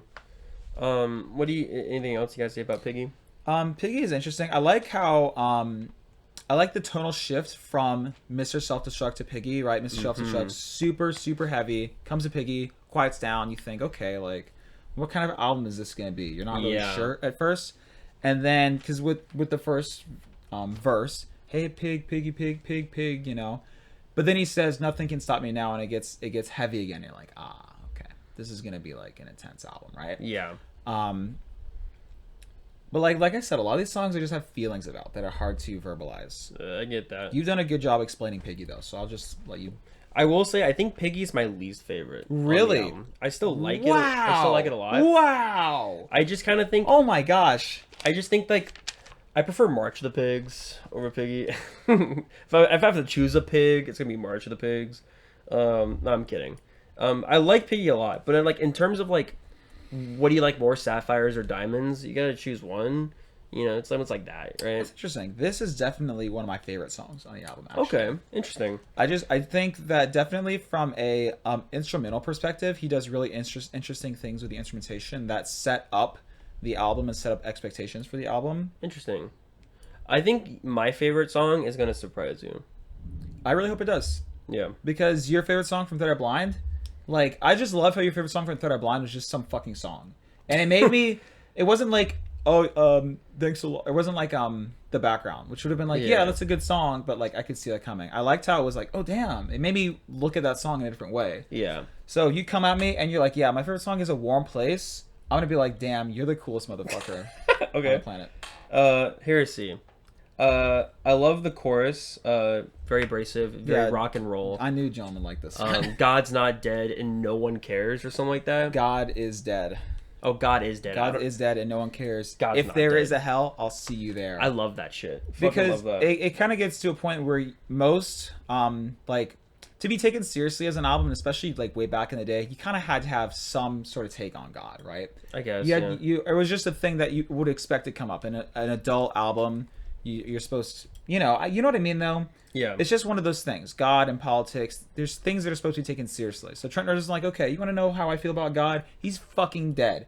And if there is a God, if there is a hell, I'll see you there, bitch. Yeah, I love that. And yeah. And also, thing I like to note about this song is that there's this peak in the voice Yeah. that you can hear through. It's almost like it's not clear audio. People call it clean audio. It's almost like it sounds like this because it's like it's yelling it so loud that it's peaking. Yeah. A lot of people have theories that when you hear that distortion in his voice, that's not fully the main character. That it's almost like his part of him. That's like Like that, the Ruiner, like Mr. Self-Destruct. yeah. Yeah. People kind of have Perhaps. that. People kind of have that theory. It's interesting. Yeah. Yeah. Am I onto something? Probably. I just, I don't like read too much about albums. John likes to read about the albums that we recommend, so he Yeah. has like stories that I wouldn't have heard of too much. Yeah. So I just usually it's just like what my perspective is, but that's interesting. Yeah. Heresy does remind me of Ruiner, mostly in its composition, because Heresy is basically targeting somebody and saying, you did this, you did that, you're a piece of shit. Yeah. And Ruiner does the same thing. Ruiner does it more effectively, I think, but Yeah. Heresy is a really important song for the album because it's really just Trent Reznor making a statement about Yeah. religion and also about the sort of mindset that this character has. Yes. I think it is the one song that is the most divorced from the themes of the album. Not that it is, but if there were a song that is the most divorced from the others, it would be this. Mm-hmm. That doesn't mean it's bad. It just means that it's not even like, I don't even think it's my least favorite necessarily. I don't know what my least favorite is, to be honest, because I don't think about that too much. I don't really think about it. I mean, with this album, I genuinely was like, there is no favorite. If I had to put a least favorite or favorite, I mean, it'd be. So anyways. Yeah. So that's Heresy. Yeah, it was good. I love the chorus. That's like the best part. Very chaotic. I like that. I like the song a lot. I said very abrasive, and you can hear the peak. March of the Pigs. Fun thing about March of the Pigs that I read up on. It's apparently the fastest beat in all of Nine Inch Nails' album Yes. discography. Yes. It's like super fast. I don't know anything about beat theory, music theory, shit like that. So that's all I know. BPM. Yeah, beats per minute. It's very fast. And There's also a couple really good remixes for this song in particular, for this song and for Piggy, on the deluxe edition and on the CD that I have further down the spiral. I should have brought that. Damn it. further down the spiral. It's a remix album for this album that's really pretty good. Like for a Okay. remix, as far as remix albums go. Okay. It also has like, it's like the most popular remix album of all time. Also, Gotcha. which you would expect. Yeah, I like one of the lines I like in this song is "take the skin and peel it back." When he's referring to these pigs that are all marching in a line, Doesn't that make you feel better? and doesn't it make you feel better? It's almost like there's a double meaning behind it, where he's skinning these pigs, like skinning the meat off the pigs. But it's also like But it's also like revealing the terrible underneath of himself. yeah, there's a more internal and an external to that idea. What I will say about this just about this album in general is it's fascinating. I think Trent Reznor said himself, a lot of this material on the album, it's like this character is not a good character. It's a flawed character, obviously, and Trent Reznor had a problem battling this idea of not necessarily endorsing these ideas, because there's a lot of very fucked up ideas in this album that he doesn't. It's a character study, right? Sure. That I found very interesting, because there is ideas of self-harm that this character kind of wants, and but as we'll get closer to that. Speaking of closer, we should go to closer. The next song on the album, I also will mention, I love the transitions between songs. It's different like on the vinyl, because you have to actually flip the record over, but it's like super tight. I mean, just songs just go like that into each other. Like morphs together. The way Closer goes into Ruiner is literally like almost like they're the same song. The final note of Closer is the first note of Ruiner, and it's incredible. And he does that for like all the songs. It's awesome. It's very tight. Yeah. This is definitely the most popular song.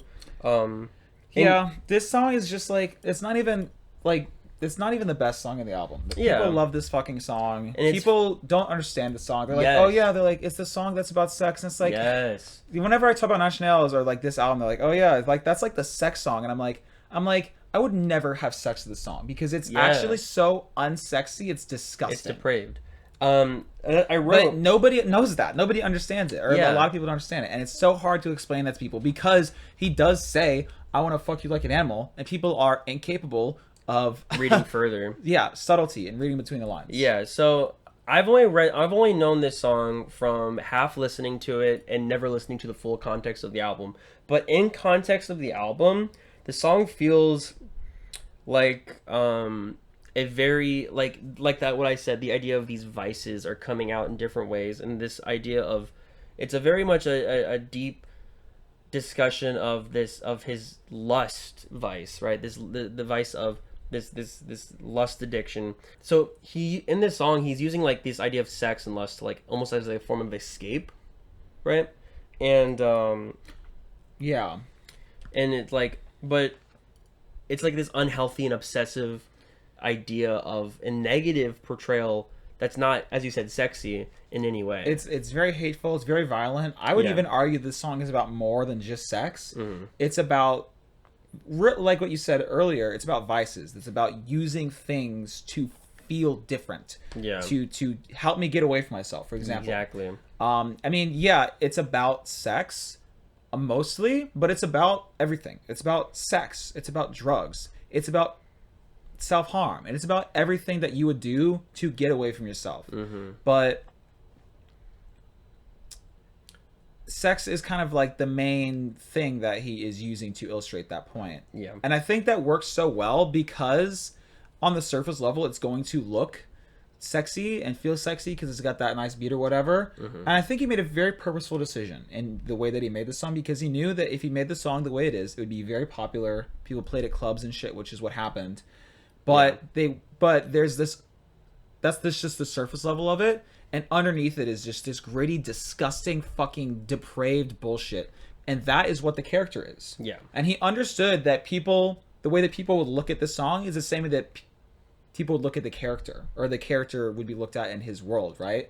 Because we don't know a whole lot about the character, what he works or what he does, right? But you would presume that from the outside he looks like just a normal guy. Or maybe he even seems really great or wealthy or whatever. He's got a lot of stuff going on. But underneath, like when you really think about it, piece of shit. Yeah, you really awful. Don't know. He's doing really bad. Yeah, you don't know what's going on. What I will say is, this is a quote from Trent Reznor himself. Oh, there you go. He said, "I didn't think it would become a frat party anthem, but because he expected the song to not." He didn't expect much from this album, I've read in interviews. He didn't expect much from this album. He said he didn't really try to make any singles for this album. He just wanted an art piece. Yeah. And I found that, and he didn't realize this song would be as popular. People would take this song as we said earlier, as a praise for sex, while it's kind of the opposite. It's a depravity and uses sex as a depravity. But the last thing I love about this song, it's a great song. It's like 6 minutes long. The ending of the song, it like, I used headphones. It like bounces from right and left channel. I don't know if you've noticed that for the end of Closer. Probably. And the traveling, it sounds like it's going in like a circular motion. Maybe. And I feel like I was like, it feels like a spiral. Sure, yeah, probably. And I just feel like that's kind of an interesting way. You have to have a quadraphonic system to really pick up on that. Yeah. Not just stereo, but I feel that. Yeah, but I like how we utilize the left and right channel to kind of evoke that type of feeling. Did you notice the common motif throughout the album? That the ending piano notes of Closer are prevalent throughout most of the songs on the album. I remember someone saying one of the last songs it's like it uses the same thing as Closer, but it's slower. I mean, that's just what he does in like all his albums. He just has motifs. Yeah. With the notes. So I mean, it goes like, doom doom doom doom doom doom doom doom doom doom doom. You know what I mean? Yeah. You know what I'm talking about. That note. I think I have to re-listen to the instrumentation over. Well, I guess it's just easy for me to play the song in my head. Yeah. But there is a common motif throughout the album, and it's that the last notes of Closer are prevalent throughout the whole album. He switches it up. He makes it sound distorted and different throughout several of the songs, but it is one of the things that Nine Inch Nails does best. He does it in the Fragile as well, to great effect. There you have it. Next is going to be Ruiner, which is my second favorite song in the album. Has been for a long time, was my favorite for a long time, is the namesake for the book that I wrote, Ruin's Revenge, Ruiner. Ruiner is an incredible song. I think that Ruiner should be known as like the Nine Inch Nails song, because my favorite song would not get any radio play. Mm-hmm. But Ruiner I could maybe see on there. It is similar in some respects to, I just think it's the quintessential The Downward Spiral song, because it relates to Mr. Self-Destruct and that he's kind of talking to this idea, right? Yeah. It relates to Heresy in the way that he is kind of blaming and hating, and Piggy in that same way as well. Yeah. It relates to Reptile and the way that it is hateful towards this thing, but at the same time can't live without it. Yes. It is to me the quintessential Downward Spiral track. Yeah. A lot of people, I mean, I look into stuff, but a lot of people are saying it's like a discussion. He's talking to something. Maybe he's talking to this thing inside of him, and he's yelling at this thing inside of him. People say he's talking to like a religious figure. People are saying like he's talking to the pigs. There's a lot of things, but what I wrote down is that from this point in the album, I really started to listen to and appreciate the industrial, noisy vibe that the album is really going for. Like I was really starting to listen to it more, to the point where I was writing it down. And the guitar at the end was awesome. Is what I also wrote. Yeah. Yeah. I just love the song. This song is on my Drive Mix 6, I think. Yeah. And I just love screaming to the song. It's so fucking good. I think that Ruiner is talking about a lot of things. Yeah. In the same way that Heresy is. I think in some aspects, it's Trent Reznor making commentary about certain political and world events of the time, right? Serving a shit to his flies. Maybe there will come a day when those that you keep blind will suddenly realize. And the same way that Heresy is talking about, you dreamed a god up and called it Christianity. Mm-hmm. But Ruiner, in the song, he's also kind of speaking directly to this part of himself, this super ego. It wouldn't be super ego. Whatever the it is. The id, sorry. Yeah. I got mixed up. Talking to the id, just the dark, deep part of himself, this part that consumes him and takes him over. Yeah, and controls. And I can feel that, because there are times when you were just feeling so bad, you kind of become a different person, and you are swallowed up by this thing, and then that time passes and you feel better, you feel different, but you look back at the way that you acted, and it was like something took over you, and you were just this disgusting, depraved thing, and you feel terrible about it, and you hate it, and it breeds self-hate, and it breeds suicidal ideation. I mean, it breeds self-mutilation. It just breeds hatred in the self. Yeah. And so this song it's just so powerful. I mean, it just like Morning View, it's so hard to talk about what I like about it, because they're all just feelings I have in my heart and my soul. No, and I think that's the biggest part of digesting media and art, is how it makes you feel. And the emotional part is, I think, the most important part. But a thing I loved, and I think I wrote it down somewhere, I can't find it in my notes, but I wrote down somewhere I relate to what's happening also. I think a lot of people can look at this and in some way find relation to themselves in some capacity. And I kind of love how Trent Reznor can write and compose something so monstrous and aggressive, but find it relatable also. It's fascinating. I think it's very fascinating. There's also more use of I guess double entendres in the song, right, relating it to sex and depravity. So I mean, I don't know if I would call it a chorus, but the repeated lines of the song are how'd you get so big, how'd you get so strong, how'd it get so hard, how'd it get so long. Yeah. And so, you know, that it is kind of phallic, right? Those lines, but it's also, I think, talking about that part of himself, right? And how it's starting to take him over, right? And relating it to sex, and in that way relating it to Closer, right? And that's why this is the quintessential. It just relates to all the songs on the album. I digress. Yeah. Excuse me. And then as you said just a few seconds ago, how it's taking control. It's funny enough how the next song is The Becoming. And The Becoming and I Do Not Want This are interesting because they blend together for me, and they're great songs, but they tend to be my least favorite on the album. Fascinating. Let's talk about The Becoming.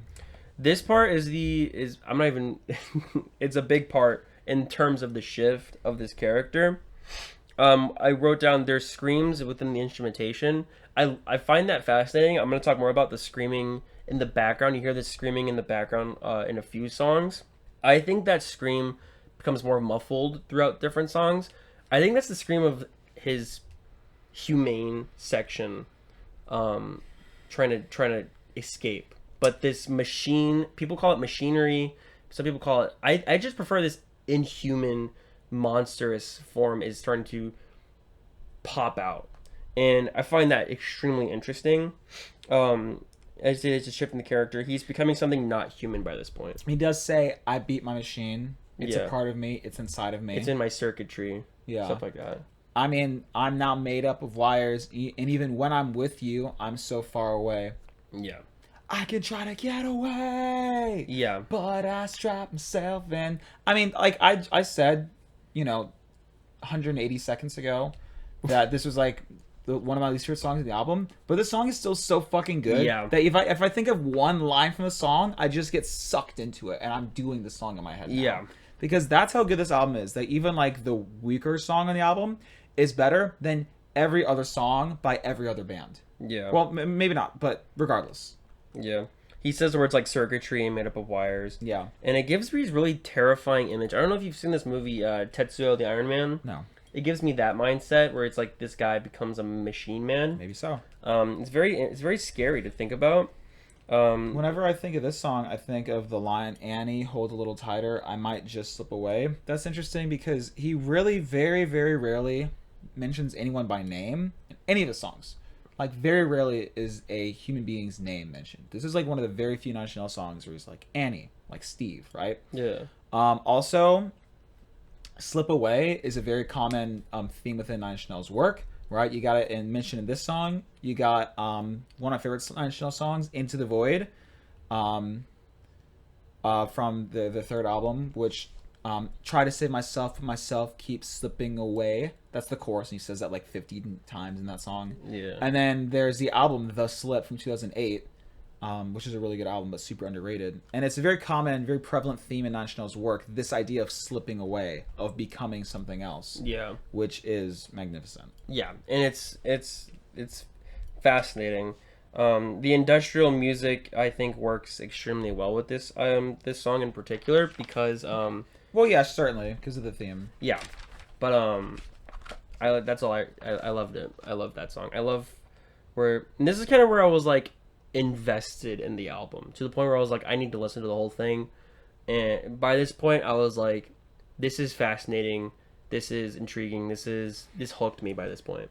Yeah, I love the way the song ends too. It won't give up, it wants me dead, and goddamn this noise inside my head. And he says that like over and over and over again, with the distortion increasing every time until he's just screaming it at the end. And it very, very smoothly transitions into I Do Not Want This. Like it gets super duper duper loud at the end, and then suddenly there's just very quiet guitar, or not guitar, this very quiet piano, and he says, I'm losing ground. Yeah. And he kind of sobers up a little bit or whatever and starts to realize like he is on the verge. He's on the brink of as you call it, snapping, or as I would think of it, slipping away. Yeah. These songs go together super well. Super well. I Do Not Want This. Yeah. I want to fuck everyone in the world. Yeah. This idea of if I could just, I wrote down, if I could just reach you, maybe I could leave this place. Yeah. It's really hard. Oh yeah, I love this. I love that this song is like, this song in particular. He's trying to really dissect how he's truly feeling, and I love that he's saying, as he's trying to figure out how he's feeling, he says, "Don't tell me how I feel." I think a lot of people can relate to that line in particular. Like, so many people try to analyze people. And it's like, at the end of the day, fuck you. Don't tell me how I feel. I know how I feel, even though I don't fully know how I feel, right? Like, but he's really trying to explain how he's feeling. But that, like, it's almost like this anger, you know? Yeah. And then I wrote down I want to know everything. I want to be everywhere. I want to fuck everyone in the world. I want to do something that matters. Right.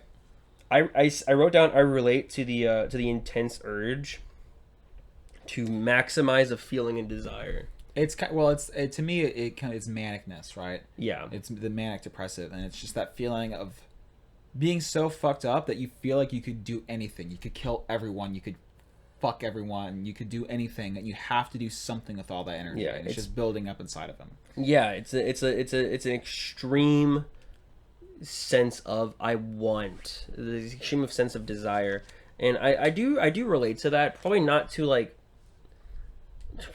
a manic point, but like I do understand that sense of addiction. I think everyone has like a feeling of addiction to some degree, some less than others, but that feeling. Or it's like compulsion. That feeling of compulsion, exactly. Like I need to. I'm not gonna say fully about my personal vices, but like I need this. I need it desperately, right? That's kind of how I feel sometimes, and that's kind of where we're related to this album. Is that and back to what we were talking about with this album is very relatable in how it comes across. Another really interesting. I mean, you know, it's interesting to me that it's gone to the point where Damn. It's gotten to the point where the backing vocals are now like his outer self, right? There's this part in the middle of the song where he says, "You would know, wouldn't you? You send your hand to those that suffer, to know how it really feels. To those who've had a taste, like that means something. Oh, how sick I am." And he says a lot of rhetorical questions. Maybe I don't have a choice. Maybe this is all I have. Maybe this is a cry for help. There's a lot of uncertainty, but the idea of he's kind of criticizing those who try to help people, who extend their hand, but they don't really help. That to me cries back to heresy. There's just a lot of critiquing of people who want to look like and act like they're helping, but aren't really giving anything, right? But also just the very, very quietly he says, maybe this is a cry for help. And it's interesting that he says that at this point in the album, like towards the end of this song, because he is just moments away from finally slipping away and finally is starting to kind of cry out for help. Yeah. But not even strong enough for anybody to hear him. And I mean, and that's obviously, you know, I do not want this. That's the whole point of the song. Mm-hmm. But he just like spells it out for you at that part. You know? Do you know, I have a question. Do you know which song has him in the background yelling, "No, no, no, no"? Is that this song? No. That's later. Yes. Okay. Well, yeah, we'll go to that then. I don't know if I wrote that down, but I want to talk about that point. I'm ready to talk about the next song. Yeah, it's a great transition into Big Man with the Gun. Just goes straight to the point. Yeah. Here's an interesting thing about Big Man with the Gun. Well, it's the shortest song in the album, obviously. Yeah. It represents what John referred to as the snap, or what I would think of as slipping away. Yeah. This is the turning point in the album. It's the last song on side A of the cassette, and so it is the conceptual shift. Mm-hmm. In that way, I guess you could call it the quintessential shift. This song was brought up in Congress in the late 90s. And some senators talked about it, and they referred to it as... It's like anti-rap or something like that? They referred to it as a rap song in Congress. Oh my god. And they were talking about how rap is corrupting the youth, and they played the song. Shut the hell up. And so, first of all, obviously it's not a rap song. It's a character study, second off. Second of all, this song is about so many things, and if anything, this song is critiquing the type of songs that you don't like. It is kind of critiquing gangster rap and all those sorts of things that I guess these senators don't like. Unfortunately, they didn't have the brains or the reading capabilities or what or The literacy of it all. they didn't have the reading comprehension to understand that, because they probably didn't listen to a minute of this song. Actually, there's only a minute. They probably didn't listen to a second of this song. They probably just read some of the lyrics on paper. And Probably went, like, someone "That's else crazy." told them that this was a dirty song, and they got up and talked about it like they listened to it 15 times. Yeah. And made them want to shoot themselves. Yeah, this song. I mean, this whole album. It's not the creatives.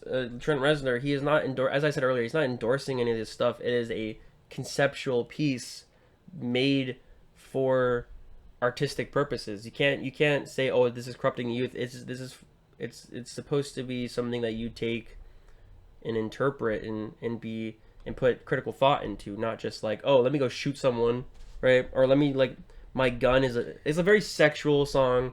It's a very I mean, yeah, but it's doing that same thing that all these sexual songs have done, where it's sexual, but he's talking about like shooting someone in the head and then sticking his dick in the hole. Yeah. Like it's sexual, but it's violence, right? It's violence. And every time sex is brought up in this album, there is that under theme of violence. Yeah. You can't talk about sex without talking about violence when it comes to this album. There is no, and that's because sex isn't treated as a pure thing with this man and with this record. Sex is a tool and it's a vice and it's no good, basically. Yeah. He turns his lust to homicidal violence. This is what I wrote down. Yeah. He also rewrites the word. He reuses the word "nothing can stop me now" at this point. Yes. But at this point, I believe him. Like he's really slipped. And the interesting part of him saying that is this is like that huge part of that manic stage, right? Yeah. That you start to see in the becoming, and this is like the culmination of that, right? Yeah. Because at first, he wanted to do this, he wanted to do that, he was feeling powerful. This is him, I believe, acting out on that manic urge and probably doing something terrible. Yeah. To himself, to someone else, doesn't really matter. The point is that it's him feeding that manic urge and acting out on it. Yeah. And then and also last thing I wrote down is this is the part where I wrote, this is a very fascinating character study. I've said this 100 times in the in the review, but You certainly have. but I think it's something worth noting. Right? Sure. Yeah, so we're going to take a quick break. Okay. Let you guys digest, because we are going into the next half of the album. Okay. And it is a tonal shift. Okay. See you guys in a minute. I gotta pee. I just pissed. The Japanese version of the CD does what most Japanese imports of CDs do, and adds a bonus track. However, unlike most Japanese CDs, it doesn't add the bonus track at the very end of the album. It puts it in the middle. Weird. Interesting. Well, if you were going to put a song in this album and you're going to put it not at the end, where would you put it? I guess in the middle. Guess tonally in the middle. Right. After which song? Depends on what the bonus track is trying to go for. I don't know. It depends on, because Let's call it a mid-tempo song. The The answer is you would put it after Big Man with a Gun. Okay.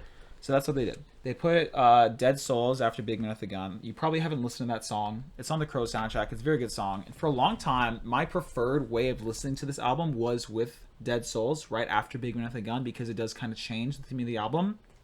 Dead Souls, I think, is a cover, maybe. I'm not sure. It's a very good track. If I was going to try and explain what the song is about, I guess I would say it's about the narrator visiting memories that haunt him, I guess, right? The chorus of it is, they keep calling me. He says it over and over. They keep calling me. It's called Dead Souls. It's about that. One of the verses is, someone take these dreams away. But like the song is just about him like having these haunting moments and thinking about old things and thinking about the past and stuff. Yeah. And it does get a little heavier at the end, and it just like fades out. It's a really good song. I'll probably play it for John after this. Yeah, I'd like to hear it. I want to get the Japanese CD so I can listen to it on there. That's pretty cool. It does change the meaning of the song. I don't think it's my preferred way of listening to the album anymore. I think the album is definitely better the intended way, with having the heaviest song immediately followed by the lightest song, A Warm Place. But it certainly does change the way that I look at the album. Yeah. Regardless, We're gonna continue now with A Warm Place, Yeah. which is the only instrumental track on this album, Yeah. and is technically the first instrumental track on a Nine Inch Nails album. There are 2 instrumental tracks on Broken, the 1992 EP by Nine Inch Nails. However, it's an EP. Also, they're very short. This is a full-length song, completely instrumental. Nine Inch Nails would become known for that later, right? With the Fragile, which is like a third of that album is instrumentals. Great instrumentals.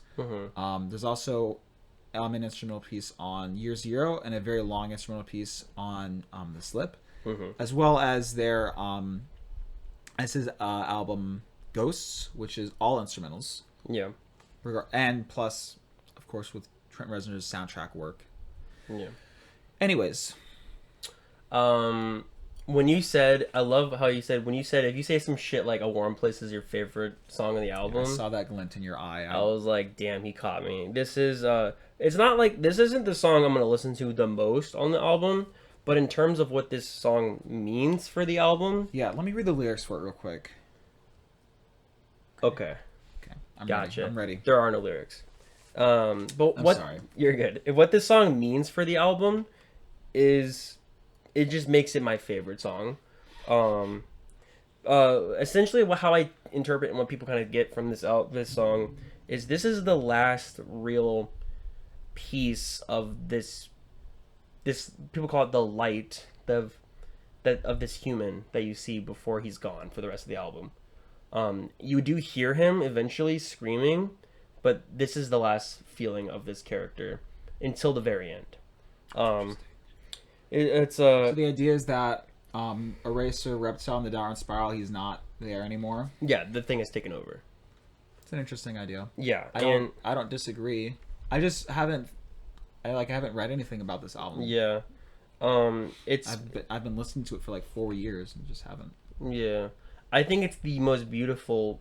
It's such a beautiful piece, and with that concept in mind, hearing this song, it makes me extremely emotional in terms of for the character, in terms of just the piece itself. Like this, it's almost like this is it makes me think of ideas of like he's still a person deep down, and it makes me feel really bad and sympathetic for this character, and it really made me just sympathetic and quite emotional. That's why I really love it. It's the one that made me feel the most. And then it transitioning to Eraser, like, yeah, the transition is really great. Yeah, like very fluid. It really, like, it from that point on in this album with A Warm Place, I feel like, okay, Trent Reznor absolutely knew what he wanted. He had a clear vision, and he did a good job explaining that vision instrumentally, lyrically, as a whole, as a concept, as an album. This is when I realized, okay, this is a fantastic album. Yeah, whenever I think about A Warm Place, I never thought about that theory, and that's a great theory. Whenever I think of it, A Warm Place, I think of memories, and that's why Dead Souls kind of changes the meaning of the album a little bit. And I think of warm things, home, mother, maybe a past love, that sort of stuff. That's what happens in the book during that song.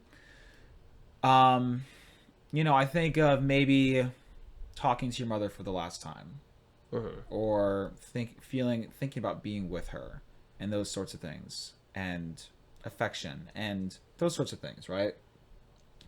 I mean, like I said, a lot of what I think about and feel about this album is just vague feelings like that. But that's just the feeling I get from the song is, and especially because the only thing you really have to work with is the tone, the instrumentation, and the name. The name of the song is A Warm Place, and it just makes me think of home and it's definitely it's such a different feeling that you get from the rest of from this album. This album beats you over the head with its noise, and then it gives you this moment of ease, of almost, what's the word, like a respite, like a moment to just like breathe for a second, just be like and it makes me feel like sometimes this character has that feeling, like maybe he sometimes feel that way. I just like I don't know if he really has if it's respite for him or if it's like or if is it respite. I don't know. I don't know. I don't know if it's that necessarily. To me, it feels there's this looming dread, and I think that is illustrated in the way that it transitions into Eraser. Because Eraser just kind of slowly takes over the song. The song doesn't ever really go away. Eraser just consumes it, right? Yeah. And so this warm place that exists, whether or not it's in his mind or if it's a real place he goes to, it is like everything else consumed by this darkness inside of him, this machine or the creature or whatever you want to call it. Yeah. There's darkness inside of him. And so I'm not necessarily convinced of what did you say? Which one? What do you say about it? Oh, I wrote that this is the last place you see his human side for the character before they're turning into something inhuman. What did you just say though? The respite. Yeah. Oh, right. So I'm not entirely convinced that the character is able to experience any sort of calm during this, because it's kind of like, I don't know, it's like if you were in a car crash, you black out, you wake up and you're bleeding to death and you know you're going to die, and you're calm for a moment because you've just woken up and you're breathing, but you're going to die. Your life is over, and yeah, you're calm because you're just sitting there and you're not experiencing like the gigantic car spinning over and stuff, right? But all your thoughts are basically just, my life is over, right? Yeah. I mean, that's kind of what I think of. I just think of like, I don't think he's able to feel any sort of real calm in this moment because of the looming dread of what he knows is going to come. Yeah. Right? I guess I don't believe that also, to be honest. I guess, if anything, the best way to describe it is this character can't possibly believe that anything good would ever happen to him. Yeah. True. I think that if anything, it's like, I picture a door closing, and like, he's trying, like, this is like the last moment before you see the human side of the door, before the door closes. He's probably very scared. Yeah. To be honest, true. There is something that Trent Reznor is very good at. Obviously. There's a lot of things a man's very good at. Yeah. If I had to choose one thing that he's very good at that I like the most, it is his ability to build and build and build tension and suspense and other things and what have you with nothing but instrumentation. He does this masterfully in some of my favorite Nine Inch Nails songs. He does it in La Mer, which is like my third favorite song ever from The Fragile. He does it in Reptile, and he does it in this song. And when I close my eyes and think about Eraser, I can hear the building instrumentation. I can hear how every four stanzas or what have you, he adds another element to the instrumentation, right? Mm-hmm. And he builds that tension. He starts pulsing and pushing into you until the song is screaming at you, until he is screaming the things that he screams, right? Yeah. He doesn't say very much. He really does not say very much with the lyrics of the song. Certainly he says some stuff. He is saying a lot with the instrumentation and the way that it builds and it burrows and it digs and it picks at you, right? Yeah. It is genius and is one of the best moments of this album. It could almost be an instrumental in the way that it and how powerful it is, because that is like my favorite part of the song. I mean, the first like 3 minutes of the song, it's just that building instrumentation until it mellows out and he says what he says. Yeah. I think it's like a 4-minute song, and then the first 3 minutes is just instruments. It's great. And it's, as you said, I wrote down this is scary. I was very things are scared. happening. I was scared. This part I put down. He's definitely having extreme suicidal ideations by this point. If you want to use it, this is what this. By this point we can't sugarcoat it. He's suicidal. The lyrics. I don't have them straight in front of me. But he essentially wants to be erased. Where is it at? Well, it's right there. So what's really great about hold it with two hands. Yeah. Are you doing it? Okay, you're good. Because you don't want to bend the. Yeah. I love this. What's really great about this is it ties back to a lot of the idea of vices, right? And how he is using things and trying to feel things. And he's trying so hard to feel anything at all besides this burrowing thought in his mind. And as somebody who has experienced and still experiences suicidal ideation, it really just feels like something in your mind that's screaming at you. Yeah. And that's what happens at the end of the song, is he just says, kill me, over and over and over again. And not to get too, deep into it or personal, but that's what it's like to have suicidal ideation. You have a voice in your head that is saying that to you over and over and over again. And sometimes, depending on how bad it is, it might just be a couple times a day, but there have been times in my life where it was every second of my life, every day. Yeah. And that, he just does a really good job of expressing that in this song. Yeah. I love how there's so little to the lyrics, but it's kind of primal. Yeah, but it's like you feel like shifts within the words. It's like, I need you, I dream you, I find you, I taste you. And then it just says, fuck you, use you, scar you. It's almost like good to hurt than to hurt myself, which is lose me, hate me, smash me, erase me. Like, it's like these like very, very little amount of words, but it says so much within those words. It's quite fantastic. Quite fantastic. You got it? I quite liked that. But it was very scary. There have been, on several occasions, I have written down from memory the lyrics to Reptile, because it's kind of always playing on repeat in my mind, right? Okay. Whenever I'm bored, I write down the words of this song, and I think about it, and I feel it, and I feel this song going on. Interesting. It's my favorite song on the album. Okay. It is probably the best Nine Inch Nails song. There's a lot to say about it. So as I said, he does just a great job of building things. I love the sound of this song. Well, first of all, I love how Eraser explodes and mellows out, and after the explosion, you're hearing these literal industrial noises. You're hearing like machinery going around. And so John's theory of the machinery and the creature and that sort of stuff, that really helps illustrate this song even more than how I had been perceiving it.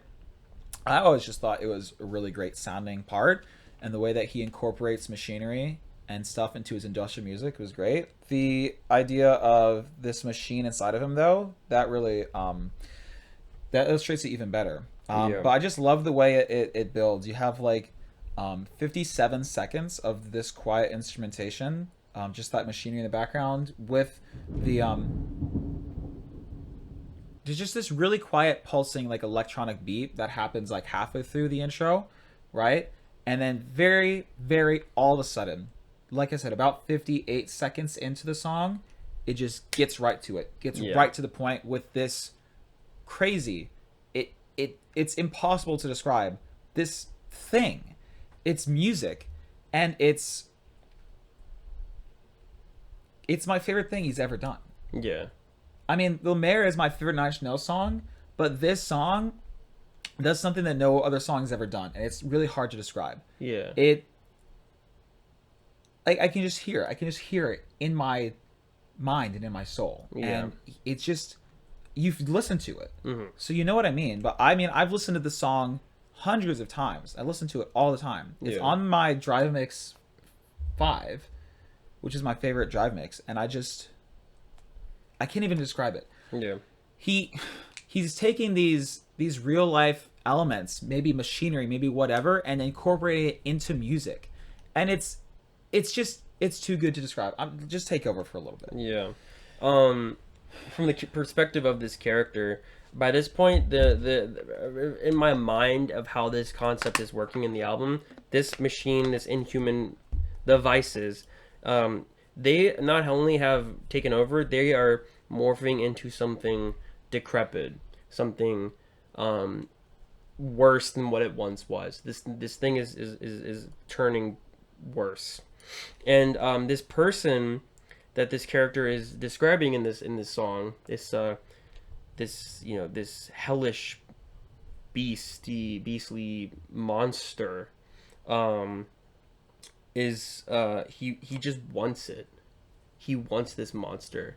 He says like all these harsh things about it. This how honey falls from it and things are inside of it, and he wants like how insects crawl into this thing, this monster, this person.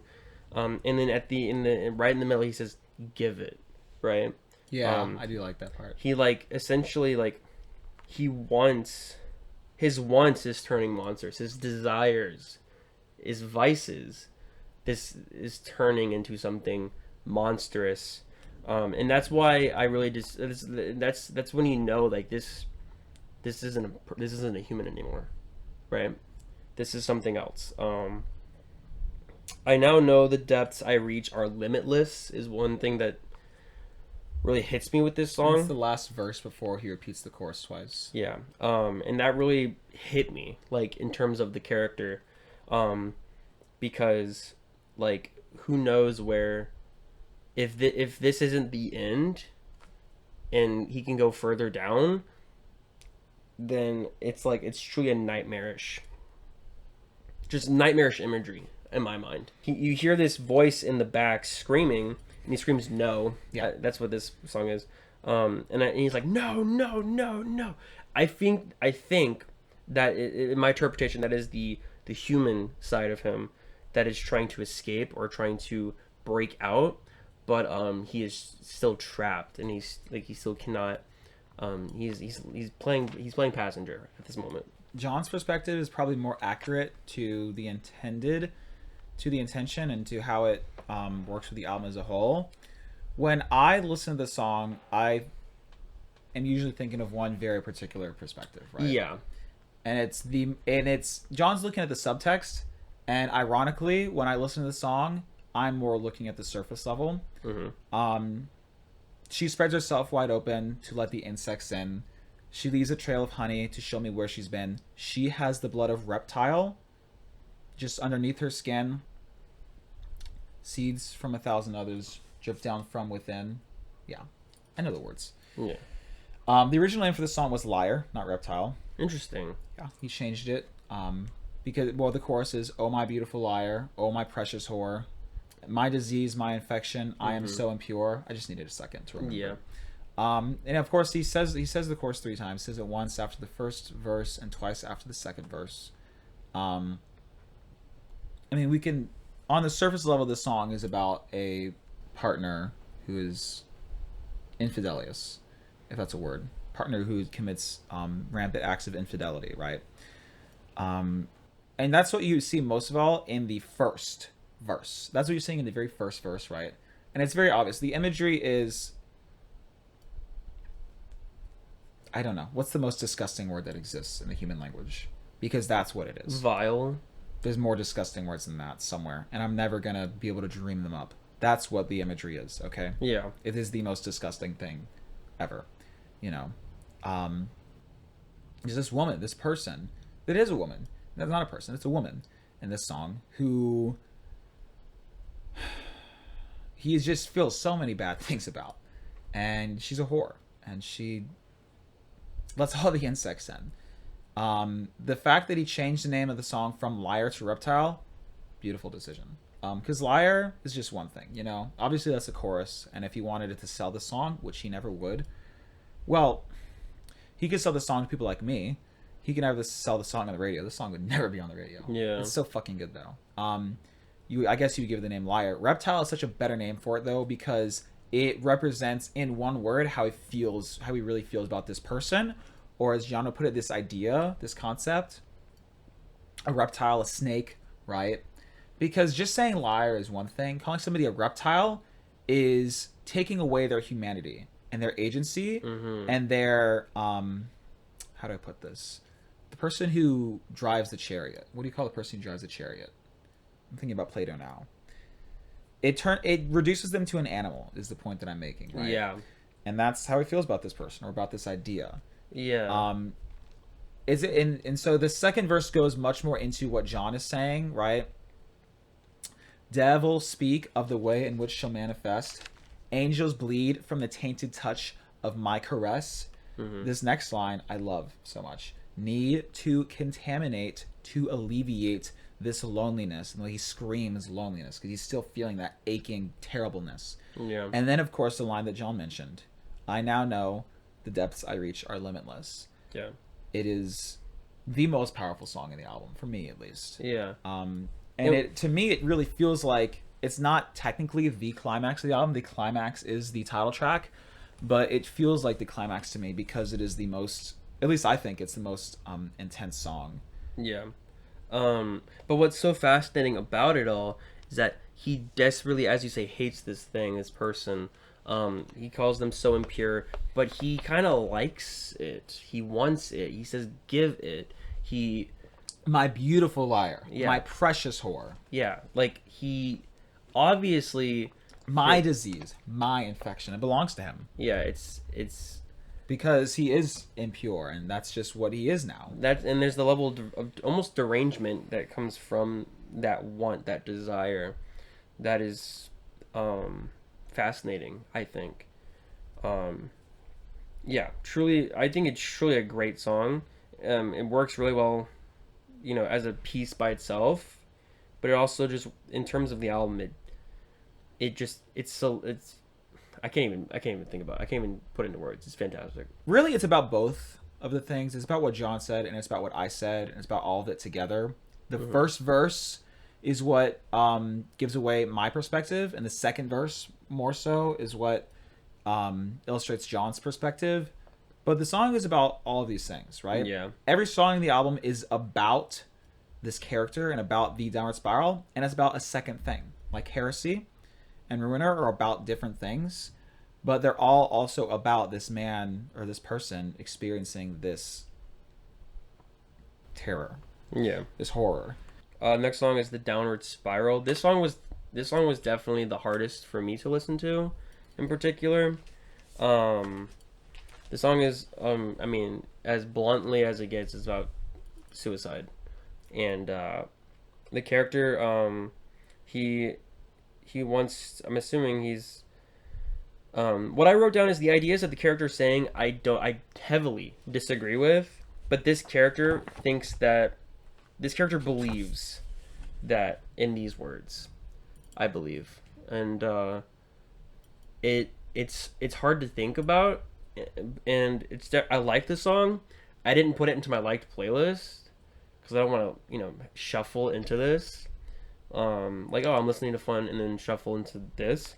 So this is the only song on the album I don't have in my liked playlist, but I still like it, in terms of the album. It's harsh. It's too harsh.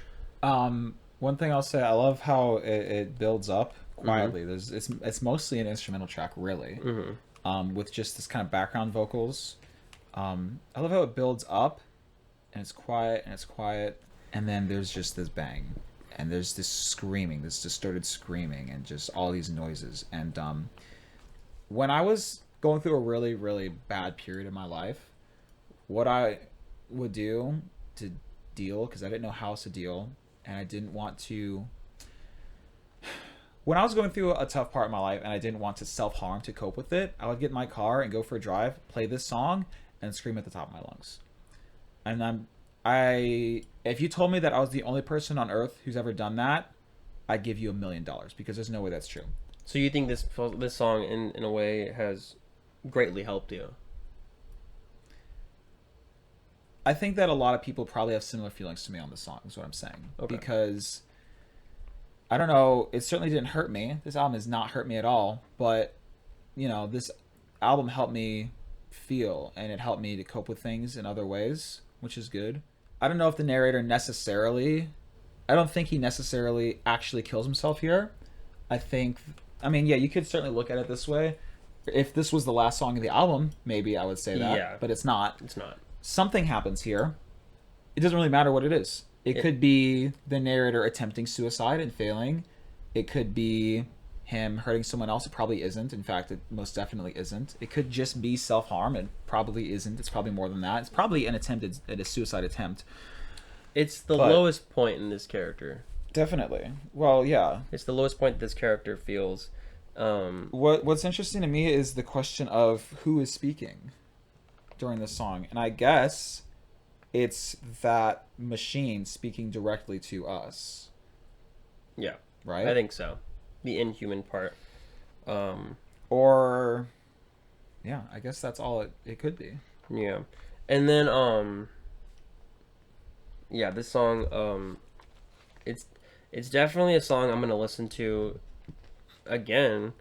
But there's a few songs like this that's like I can't listen to it that much, if you know, because it will fuck with me.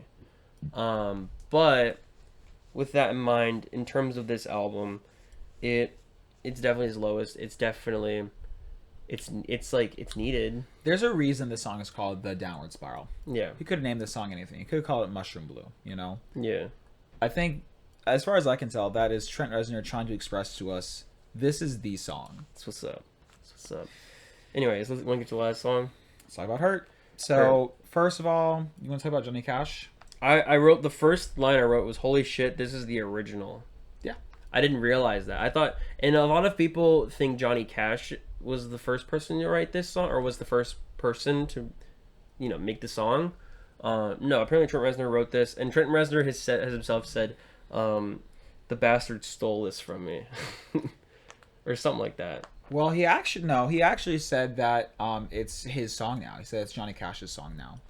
Yeah. That's what he said. He didn't say... Well, he might have said... I think And he so- did say the bastard stole from me, but not in a malicious way. He was basically saying Johnny Cash did the song so well that it's his now. Yeah, that essentially what I took away from what you said was the bastard took it from me. Sure. I kind of put words in Trent Reznor's mouth. Johnny but yeah. Cash covered this song 10 years after it was released. Yeah. And it certainly wasn't like a not well-known song, but it was much more popular than Johnny Cash's version. Yeah. I like Trent Reznor's version more because I like the album a Yeah, lot. in terms of what the album means. It's interesting that Johnny Cash covered it, though. He covered it towards the end of his life on one of his last albums that he did when he was kind of an old man reflecting on his life. And that's Yeah. interesting. So it's a really different perspective than what Trent Reznor did. I don't fully know. I think that this song is kind of like that. The reflection of... Well, yeah, but the point that I'm making is that Trent Reznor recorded this as a young man. Yeah. And so this song is about like a young man recounting his life and thinking about his mistakes. And Johnny Cash's version of the song is kind of completely different. It's about an old man who's on his deathbed, basically, or at the end of his life, thinking about everything he could have done differently. There's one line that Johnny Cash does differently. You know about that? Mm-mm. At some point, Trent Reznor says, "I wore this crown of shit." Johnny Cash says, "I wore this crown of thorns." Oh, okay. Which is interesting. And Trent Reznor said that he wished he thought of that. And that it's better. And I guess it probably is. But we had to mention Johnny Cash. Yeah. You couldn't. Couldn't not mention it. I think it's crazy that he wrote this one. I mean, of course Trent Reznor wrote it. I mean, I remember it's a great song. Yeah. Go ahead. No, that's it. That's all you have for her? Oh, I have several things for her. Go ahead. The song, I mean, the title, or the line, "What Have I Become?" It's like as we said earlier, it's a reflection of the entire album of this character. I think this is about recovery of what has happened. I think this is the human side finally coming back to a degree, and it's very beautiful. I think it's emotional. The song gives me feelings of brightness, but bitter sweet brightness, right? Of almost like what is it saying? Try to kill it all away, but thank you. Try to kill it all away, but I remember everything. That line in particular hits me like a brick. I remember everything. So in all of the haunting, hellish things that we've talked about for this hour, he remembers it all. That strikes me very much. You can't truly erase it. You cannot truly erase the thoughts and what he's been through. But the last, I write this. The last lines are so beautiful. I would keep myself. I will find a way. Like the last lines. I think that what he's trying to say is, at the end of the song, he's kind of saying, if I went back, would I do it over? Like, how would I do things? How would I fix things? But then at the end he says, no, I think I'm going to keep who I am, but I'm going to find a way through this. Like, I'm not going to change who I am. I'm going to learn from my mistakes. Because, like, almost as if, like, someone slashes your face, right? You don't want a new face. Keep the scar, but move forward with that scar. That is so fucking beautiful to me. Or if you had a scar on, like, your arms, maybe. Yes. That true. that you put there. Mm-hmm. And I think that's a better. yeah, that's a yes, that is a great analogy. I think that's fucking beautiful. And when I think about it, it makes me emotional. It's a great bittersweet way to end this insane album. It's worth noting that in the last lines, his voice starts to get a little bit more distorted and starts to fade away. And instrumentally, the song does end with a very loud, whatever, distorted sound. And Yeah. this droning that goes on for like a minute and a half before getting quiet. Make of that what you will. You could make the argument that it is a positive into the album because he believes he can get better. You could make the argument that he kills himself right there. And that's what that loud noise is. And that's what that droning is. And that's why there's nothing else after it. I don't think it's that. Yeah. You can make lots of interpretations about what that last minute and a half, basically, or 2 minutes means. I just wanted to mention that. I don't know. What do you think it means? Could be that there's some battle. I mean, could mean that that machine, the thing, it's still inside of him, but he has to continuously battle it. It's never gonna fully go away, but at the end, as he said, I will find a way. I would find a way. Yeah. Right. So maybe he just needs to find a way to. But he says if I could start again, a million miles away. If he had that chance, if it was possible for something like that to occur. Yeah. Which to me, go ahead. To me, that means I've been there. Like, hey. We're all done? No, we're still going. He's about to do the movie segment. Yeah. So I'm gonna keep talking now. The fact that he says like if I could a million miles away, like I've been there before. Like he doesn't believe that it's possible for him to feel anything other than this, to recover, to feel happy. Like it. That's why I'm more keen on the interpretation of it being the end for him. So you think that loud noise is that? Kind of, but Interesting. I mean, if this was the only Nine Inch Nails album, definitely. The Fragile is kind of supposed to be a continuation of this person and this experience. Okay. So it kind of can't be. But then again, he didn't make the sequel until he made the original. Could have been. I don't know. It really could be anything. I will say that is how the book ends, is with the main character doing that. Interesting. I didn't know. I haven't read it. You couldn't. Well, I haven't published it. Oh, the second book. Yeah, Okay. that's how the second book ends. Spoiler alert. Dang. So that's Unpublished yet. My Spoilers. interpretation. At the end of it all, I think the ending is bittersweet. I love bittersweet endings. I just find a guy in recovery, reflecting on everything, and I find more hope in it than maybe some others do, but I think this whole experience was, especially thinking about it and talking in depth about this whole experience, it's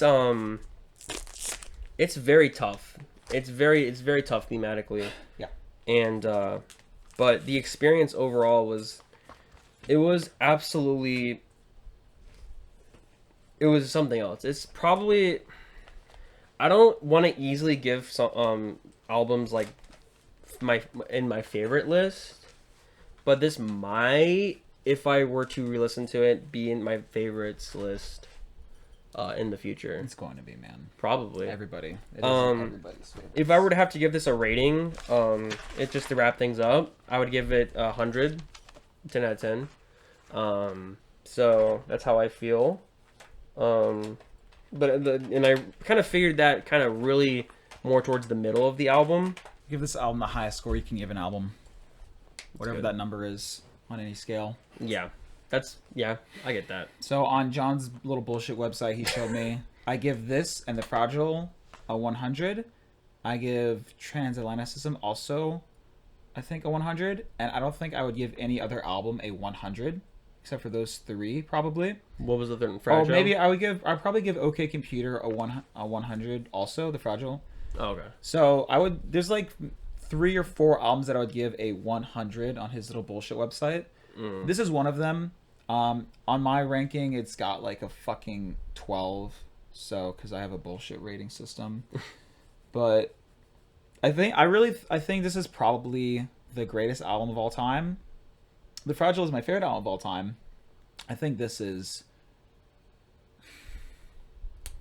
Fragile is better, but I don't know.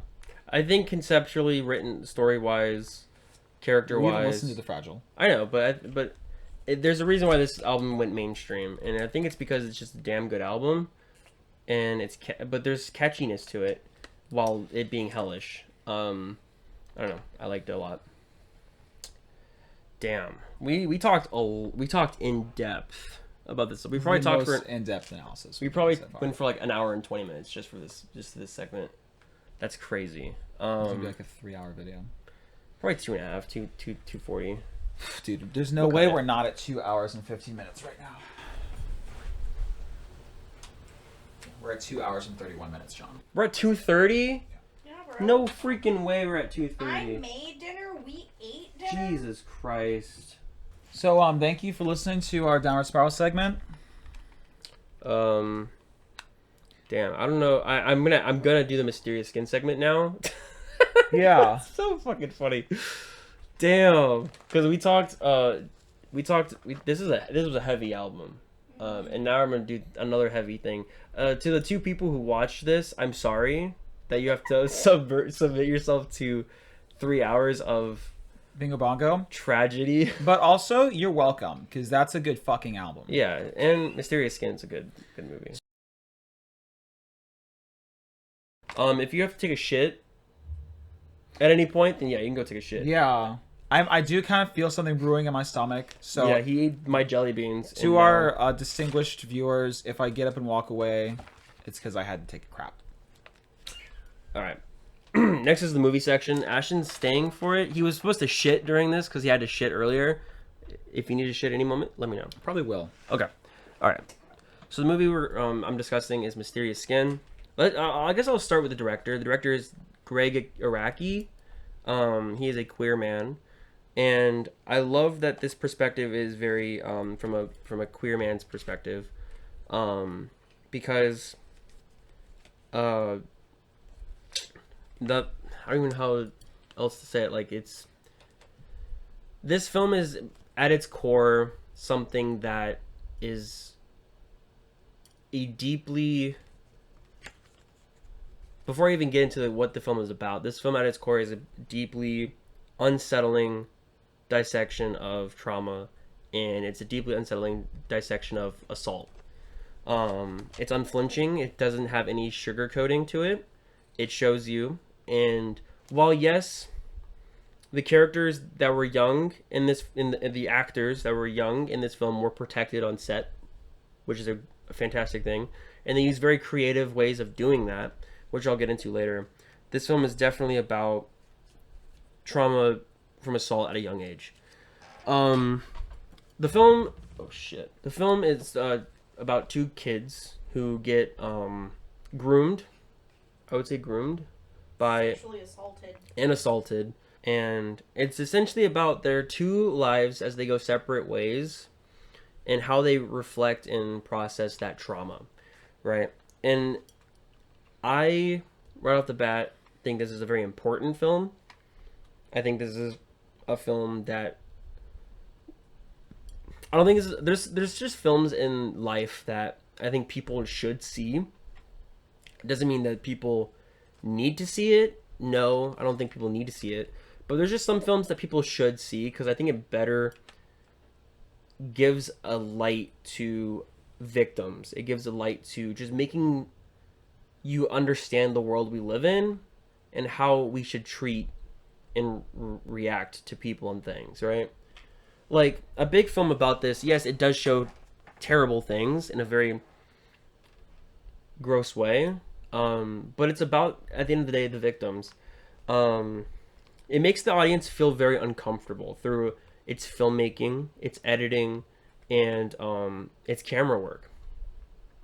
They use these ideas of first-person shots throughout the entire film to make you feel like, well, for one reason is for a practical reason, so that when they're doing sexual scenes, the kids aren't present, right? We essentially take the kids' eyes. So that's a good thing, I think. But it also uses this idea of unsettling thoughts because we become that person. We go into their shoes. I'm here now. Hi. Hello. This is a we can't dance around this. This is a very That's kind of why I'm very adamant on using the actual terms and not dancing around the words. That and sugarcoating it, because like if we sugarcoat the words constantly, it almost feels like it's taking away the pressure of the words. Does that make sense? Like if we say SA instead of sexually assaulted, people are going to be less angry about it. The weight of that word is kind of lessened, but that word has a lot of weight to it. It does, Yeah. because it's a heavy fucking topic. Yeah. It sucks. It does suck. And what is so fascinating about this movie is that it doesn't make those things easier to consume. Not at all. It's an uncomfortable Experience. topic, and that's how they film it. Yeah. That's how they portray it. Yeah, and I really do like that choice. One of the reasons why I love this film so much is I love films that challenge me in every which way, but this film also it gives a voice to people who usually don't have a voice. Every way that's the important part is the characters. Absolutely. Right? And I think that the film does an excellent job making everything work for the characters. Yeah. The two characters essentially are foils, right? Which are like opposites, right? Okay. It's like one is like yin yang, right? Yeah, absolutely. And like one, the way people describe it is that one doesn't remember anything, the other remembers everything. And so these two kids, they grow up, one becomes extremely sexual, right? The prostitute. Hypersexual. And the other one becomes asexual, and he doesn't remember what happened. He thinks aliens abducted him. Yeah. Yep. Your parents want to know if you have the Book of Eli. On Blu-ray? They want to know if you have it. No. Okay. Denzel Washington? That movie's not good. They asked me to come. So. I don't. Go eat. The two characters are Brian and Neil. I think the writing of these characters are superb and excellent. Yeah. The casting is also excellent. What I mean by the casting is that not even just like what comes to mind is Eric, that the gay friend. Mm-hmm. He feels, not only does he, this is gonna sound wrong, not only does he feel gay, he looks like what an early 2000s in that gay scene, what he would look like. It feels very authentic in that way. Yeah, but it's not even just casting, it's like costume, yeah, and set design and all the things like that, because like it feels authentic. If you were to have the correct outfit, hair, makeup, all the things, you could be that person too, you know? I guess, but I do think they casted people to be true. Like they casted a gay individual. So there's a great scene, just to bounce everywhere between this. The beginning of the movie, there's a scene where someone says Neil has a void in his heart, a gaping hole that you'll get sucked into. I don't think that is quite fair to Neil from the perspective of he's still trying to deal with this, what has happened to him. And what's so interesting about this with this film is that I'm assuming that the people who wrote it, this was a book at first. Mm-hmm. The people who wrote it, they know deeply or have had experiences with this situation. Yeah. And I think that personally, Neil's character, he had a deep connection with his abuser. Yeah. To a point where he, I think, loved him.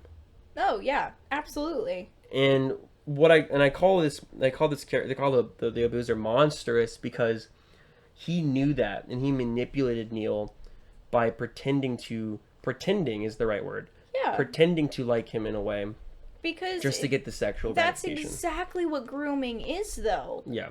I'm going to make you feel special so that you think this is a good thing. Yeah. You love me. I'm gonna make you love me Yeah. so that I can have my way. Yeah. And That's even fucking disgusting. it's disgusting and monstrous. Oh God. It's absolutely monstrous. And But at the same time, I'm sorry, don't mean to you're cut fine. you You're off. fine. You're fine. But the scene where he shows up to his coach's house, you Yeah. can see the blue light on his face. Like, call me your angel. Love me back. Want me back. Yeah.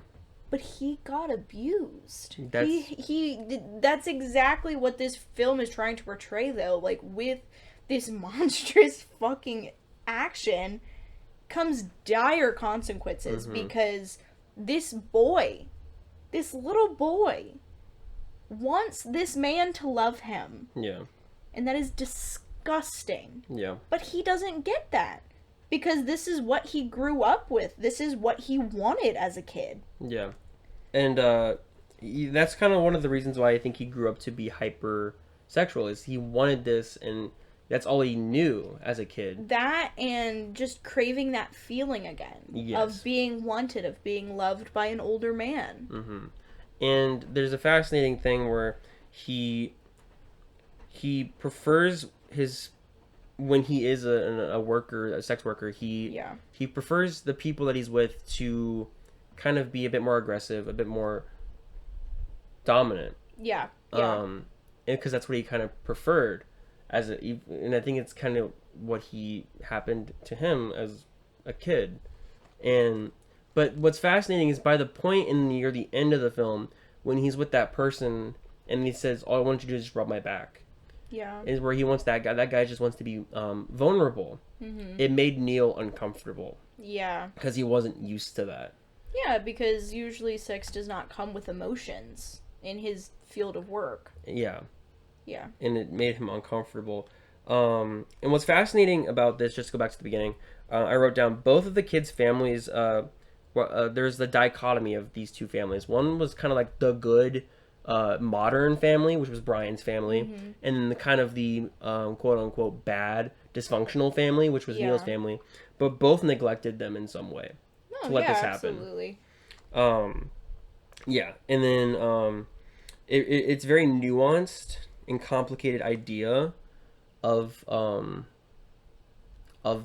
those two ideas, because even in the beginning of the film it feels kind of cheesy, the acting and all that, and like Brian, what are you doing in the closet? Like it feels like a cheesy, like this is the perfect family kind of thing. But as it gets further into the film, it kind of like that cheesiness goes away, and you're just left with like the action and the result, the aftermath. Yeah.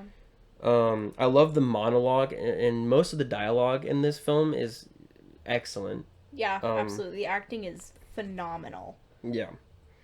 And I already said these sex scenes are very uncomfortable, purposefully. Yeah, because, I mean, it's an uncomfortable situation. It's an uncomfortable topic. And that's the point. Like, it's not supposed to be, oh, yeah, something bad happened, but we don't know what. And there's this one scene, Neil's character said, "Feelings are like a gift I had to open in front of a crowd." I found that to be very interesting. Like, he was, I don't know what it fully means, but I remember writing it down for a reason. I mean, think about it. Like, what does it feel like to open a gift in front of a crowd? Kind of like you have to play a part. Performative and uncomfortable. Yeah. The also fascinating part about this film is there's a lot of horror elements in this film, like monster movies. I think this is supposed to represent how this film is in a way a monster movie, because this character, the coach character, is truly probably one of the worst monsters of all. Yeah. And what's fascinating is you don't see him afterwards. He never comes back. To assume that he moved away, he moved on.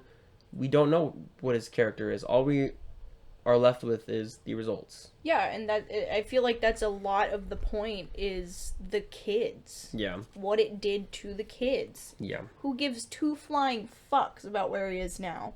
Yeah, and that's what Neil says at the end of the film. He's like, he could be dead. Yeah. He could be dead. We don't know. Yeah. Just to get into some of the technicals, the music is one of the best parts, I think, of the technicals. The best part of the film is definitely its characters and writing. Yeah. And its story. That is without a doubt, the best part. The music, fantastic though. Very atmospheric. Very there's a great scene where Neil's character is running in New York with this beautiful like guitar going behind him. I'll be so honest, I genuinely have no idea. I can't remember the music at all. Yeah, it's very soothing in a way. Kind of atmospheric. Also sometimes ominous. Brian says like Yeah. he Yeah. I wrote a lot about Neil's character.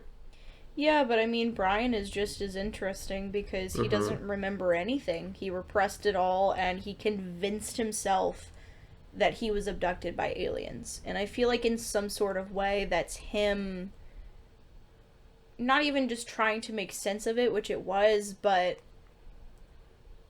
just trying to convince himself that he was important somehow. Yeah. Because, like, oh, they picked me. I have to be special in some way. Yeah.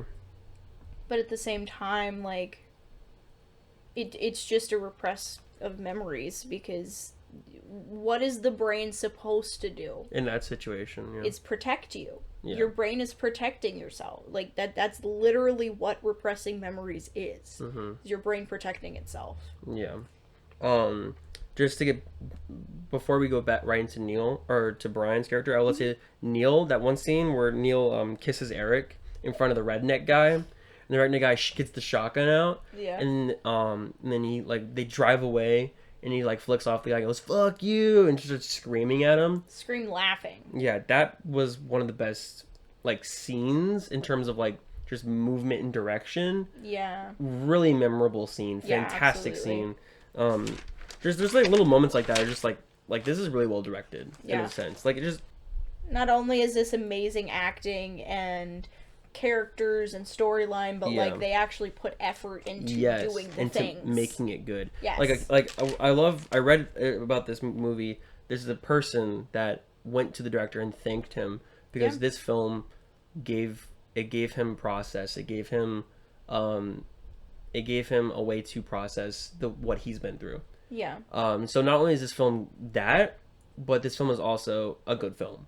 Yeah. So it's like all around, it's like it's good in every way. So I feel like with that, it's such an important thing that people see this movie and experience this movie, because like that's what it was for, is to make you uncomfortable and talk about these things.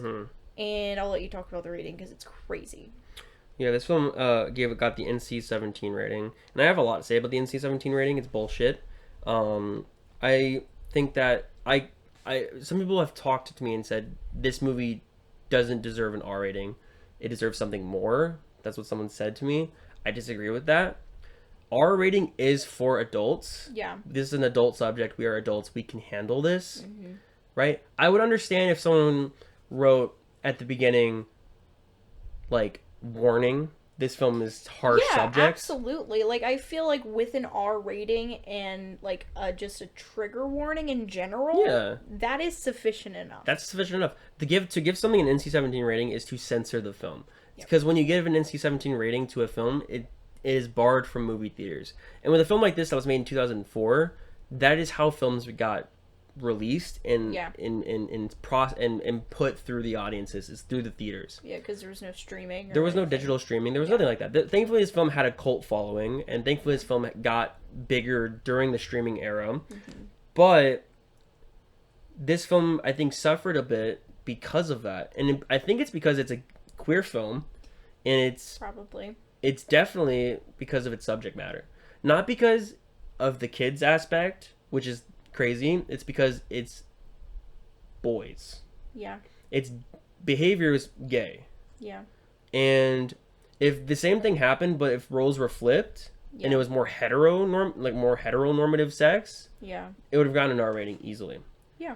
Yeah, because that's not the point. The point is they didn't want to. They didn't, especially early 2000s. Yeah. It's absolutely gay was bad. Which, gay is still bad, like, but it's more okay. yeah, it's But like I get what you're saying. it's Yeah. fucked up. But that being said, I dislike that NC-17 rating. I understand like some films. If some films are like purposefully like, let's just show you like straight up like snuff films, like fucked up shit. I understand like, but then at that point, just be like, fuck you. Like, don't even give it a rating. Just don't even rate it. Just be like, this movie's unrated. Some movies do that, and if it's not rated, Yeah. it can't be put into theaters. Yeah. So then, if it's just like, but then to give something NC-17, I heavily disagree with that. Heavily disagree. Yeah, because like you said, our ratings are for adults. Yeah, and it should have a warning just so that it's not like, hey, just going into this blind. Yeah, like, oh, I see this new movie, let's go watch it, you know. And Oh, then, it's got the cute guy from what's that movie? 10 Things I Hate About You. Oh, I love that movie. Let's watch it. And then Yeah. it's this. yeah. I think a warning, like the rating has like rated R for this, and this reason. Yeah, like when you turn on a Netflix movie and it'll have like Stuff on the there's top. language and sexual. Yeah. Yeah, it definitely should have something like that. But like NC-17 is so unwarranted. Yeah. I think if the MPAA actually was like progressive and gave a shit about the movies they cared about, it would have a more in-depth rating system and have a better rating system and not Oh, just yeah. censor films for stupid reasons. Anyways, So like we said, it does need to be censored somewhat because it's a very, very touchy subject. But like just because it's queer related, it should not be censored as much as like in terms of the rated R rating, yes. it should be restricted to adults only, for sure. Yeah, absolutely. We're in agreement. Yeah, for sure. We're agreeing. The pacing of the film is extremely brisk. I watched this. Oh, it is. Yeah. Like this movie, I think it's because there's so much heavy shit going on. You're just kind of Yeah. focused in. The movie flies by for me. It does. It does. Yeah, But at the same time, it does kind of drag, like, in those moments. yeah. Because, like, the moments that it shows the Oh abuse, yeah, you just want it to end. it's like sitting on nails. Like, you are Yes. just like, please let this end. Absolutely. But at the same time, like, the actual storyline is just, it feels not as long as it is. Yeah, which is for sure. great. Through the trauma and bad situation, Brian was able to find a friend through it all. He was able Yeah. to find Eric, which is the probably only a positive thing. Yeah. And even through this, I mean, I know it ends with Eric and Neil kind of meeting, but even through this trauma, they can find a bond in some level. Yeah. It depends on but we don't really see that. Yeah, because it's not really the point. Yeah, but and if you want to look at these characters, they can find some level of healing through it Comfort. and comfort If they wanted to. if they wanted to. Exactly. Yeah, because sometimes being reminded of that constantly is too fucking difficult. Yeah, and there's two things about Brian's character is when he finds the dead cow. Do you remember that? I do. There's a scene where it's kind of weird when you first see it, but it's very kind of disturbing. He's like looking through the dead cow, and he like kind of puts his hand further and further, and it's a direct correlation to what he had to go through. Yeah. I'm not gonna fully say, but he was put into that situation again, and like you hear voices coming back, and it's like yeah, and then he falls down. Yeah, and I feel like that's really when like the main parts of his memory are coming back. Mm-hmm. Not like fully like until the very end, but Yeah. like that's like a good chunk of stuff coming back is when he's like with the dead cow. Yeah, absolutely. Because I mean it's such like a grotesque and just oh god, like I don't even know how to explain it. Yeah. The scene where the scene where he's confronting his dad. Brian is confronting his dad, when he's a little drunk. That is such a fantastic scene. He essentially is like, "Fuck you, where were you?" Yeah. Confronting the neglect that he went through. Yeah, absolutely. And then his dad, all like his dad would say is, "I'm sorry, I don't know. I can't help you." Yeah. And then some more stuff happens. I wrote down some stuff. I'm not gonna talk about that scene. Can I just say, I love how honestly they portray that though. Like, for you, it was just some random fucking Tuesday, but for me, it changed my fucking life. Yeah. Like, that one moment that you were nowhere to be fucking found, Yeah. or you were the cause of whatever happened to me, like, of course you don't remember. Yeah. But, like, to me, that was life-altering. Yeah. And I love how, like, actual, like, they portray that so well. Absolutely. And he goes, "Why was I in the cellar?" Like, he's like, and his dad genuinely just doesn't know. Because he has so many questions. This is still at the point where, like, he doesn't remember fully. Like, he's starting to, and that's why I feel like he's comfortable enough to say, like, where the fuck were you? Yeah. But at the same time, like, he still doesn't have all of the pieces, and he just wants the pieces so desperately. Yeah. It cuts back to Neil with his stuff, and then he pretty much gets assaulted, and then he goes back to his hometown because he left. Yeah, because the original plan was to go back home for Christmas to see his mom. Yeah, and that's when Brian and Neil finally meet, and this is the end of the movie. I'm gonna be honest, the ending is undescribable. It's undescribable. It's where all the answers really come out, and as this is when Brian really gets his moment to learn what happened. Yeah. And it's all kind of dialogue. They really don't show a lot, but the dialogue they describe is so disgusting. It leaves your mind. It leaves you to your mind, and it's disgusting. It's hard to. It's really hard to think about.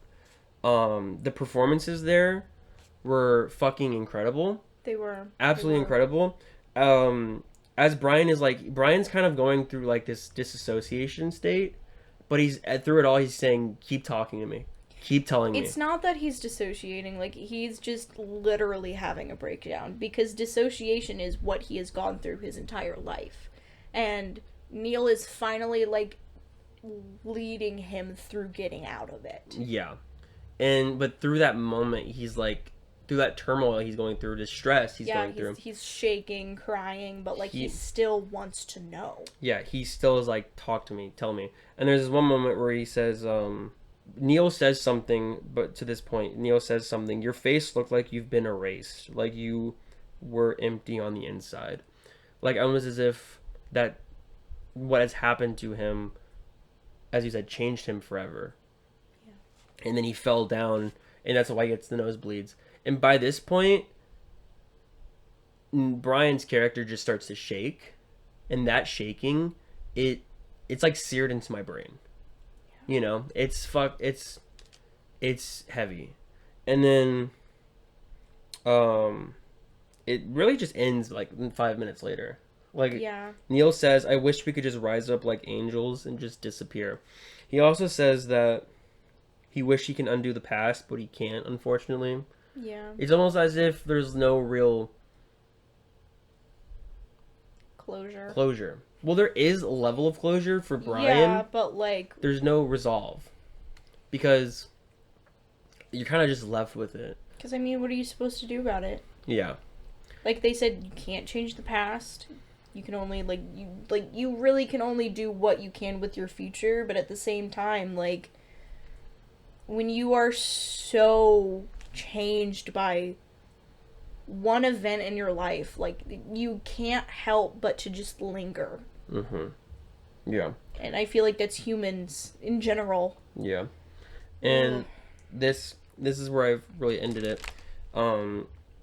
This is just an important film. It's hard to watch, but people can learn a lot about victims from this film, and I love that this film truly shows you how someone might be feeling. Yeah. And it's visceral, it's hard, it's unnerving, but some people live this. Yeah, absolutely. And that's why it's such an important film. It's not a film I'm just gonna throw on every Tuesday. No, yeah. But this is definitely my 5th favorite film of all time now. It's definitely in my top 5. It might be higher. Yeah. But this is definitely, it's one of my favorite films of all time. I think it deserves that rank. Yeah. Just from the filmmaking, the technicals, but the film itself, the subject matter, it's just handled extremely well. Yeah. You know, and to be honest, I remember watching this and thinking, oh, this was a tough film. But when I recommended this last episode, and I actually started watching it, I was like, oh my god, I completely forgot that this film was like this. Yeah. And I kind of felt a little bad putting this on because Ashton and Carter are in the room, and I was like, I did say you guys can choose to not watch it. Yeah, but like you said, it's an important film. Yeah, I just feel bad because this is a film that definitely can have an effect on you. Yeah. Yeah. But I mean, that's the good movies, or the ones that actually have an effect. One that matters. One that matters. This is a film Yeah. that matters. 100%. Absolutely. Like, there's some fucking movies that are like, I just made this because I wanted money. This is a film that actually fucking, like, deserves to be in, like, a list of films, right? Fantastic. I do feel bad, but at the end of the day, I liked it. If I were to rate it, I'd give it, as I said as what Ashton said about Downward Spiral, I give this the highest rating you can put on any scale. Yeah. So it would be a 10 out of 10 for me, top 5. Sorry that this was such a heavy film video. Yeah. Sorry this is 3 hours long also. Jesus Christ. Yeah, this is probably at like 3:20 by now. Jesus Christ. I'm so sorry. I feel bad for myself. Yeah, you're gonna have to edit all this. Oh. All right. Well, thank you, Carter. Thank you so much for joining me on this. You made this so much more better as a conversation. More betterer. This is a good conversation now, and I think we did this film justice. Yeah. Absolutely, because you were involved. I just hope I didn't like overstep too much. Absolutely like, not. I didn't want to like. Oh yeah, this thing. Mm-mm. You I know? think this film is. I think this discussion is actually perfect because Okay. you jumped in. Bye. Anyways, guys, that was Carter. Carter did an amazing job. Guys, we love Carter. We love Gardner. We love Carter. We love Gardner. Flick off the camera. Give him the bird. Hey, not me. No, I'm doing the front facing to the camera. Okay. Like this. Have you ever seen a front-facing? You're flicking yourself off? No, front-facing flip-off. The front facing flip off. Like, The front facing flip off. All right, let's go get Ashton real quick. That's All right. All right, lords, I have to piss. lords and lattices. Lattices. I'm so glad this video is almost over. This has been such a. I'm exhausted. At the end of the day, what did we learn? We learned that I'm a guy who likes sick fuck. okay. One thing I want to say. I have exactly one statement. Okay. Okay. There's very good music in the movie, and given the subject matter, they did the best job they could. Absolutely. That's all I'm gonna say. Absolutely. So, thanks for watching. Yeah, we're gonna do recommendations now. And you know what? Because this is a very special episode, being that it is episode 10, Yes. I want to put the old switcheroo on you. Yeah, that's We're right, doing a bitches. switcheroo. Bitches. I recommend The Muppet Movie for episode 11 of the Bingo Bongo podcast. Apparently, Ashton wants to recommend the movie now because for the switcheroo, this is the switcheroo. To celebrate episode 10, I'm recommending a movie that means a lot to me. The Muppet Movie. 1979, the first Muppet movie. It's a very good one. There's lots of great Muppet movies. I'm excited. But you know what? This is kind of the one It's to talk about. The Muppet movie. So this is the first. I promise you right now, we will talk about other Muppet movies. I gotta watch a few Muppet movies On the before the next podcast. podcast. So Do you want to do a couple of them during this episode, or just Probably just the one. We're gonna sprinkle them throughout the show. I think we're gonna sprinkle. We're gonna sprinkle the Muppets throughout the show. Okay, that's perfectly It's fine. undeniable. I'm the number 2 fan of the Muppets. That's yes, sir. And because of that, I gotta recommend an album. I really thought hard and long about this recommendation. I'm recommending. How'd you get so hard? How'd you get so long? How'd you get so big? How'd you get so strong? I'm recommending Julia Jacquelin's Crushing from 2016. Okay. And this album is producer Carter's favorite album of all time. So with that in mind, I'm gonna do a switcheroo on you. We're having a guest up. Whoa! I don't know if it's gonna be for the whole episode, but we're having a guest recommendation. We're having Interesting. producer Carter back on the show. The most popular episode was with Carter, so That's true. we're having Carter back. We're having Carter back for the discussion of Crushing. How from very Julia Jacqueline. exciting. That is. Yes, You sir. actually pulled the switcheroo on me. Yes, sir. John guessed that I was going to recommend the Muppet movie before I had the chance to actually surprise him. Yeah, and he was like, "You bastard." But you know what? He fucking double got me because he actually surprises me. Yeah. I assumed he was going to do the Kendrick Lamar album. No. Yeah. Interesting. Okay, cool. No, yeah. I'm excited. I'm glad that we're doing something light next episode. Like, the Muppet movie sounds like the best movie to watch right now. Such a good movie. Because I just sat here and talked for 3 hours about Downward Spiral and Mysterious Skin. I'm ready to talk about Muppets. It's only 8. We could watch it right now. The Muppet movie? Maybe. Maybe. Maybe. But we could watch that War of the Worlds movie. We could do whatever. That could be good too. The world is our oyster at this point. It's also worth noting the Muppet movie soundtrack is very good. I have the record for that. Mm. So we will undoubtedly talk about the music that's in the movie, right? But anyways, Yeah, if I hadn't recommended the movie, I would have recommended the soundtrack and used it as a gateway to talk about the movie. Yeah. And vice versa. Yeah. So I think it's time to leave. I think it's time to get the hell out of here. thanks for watching. Bye.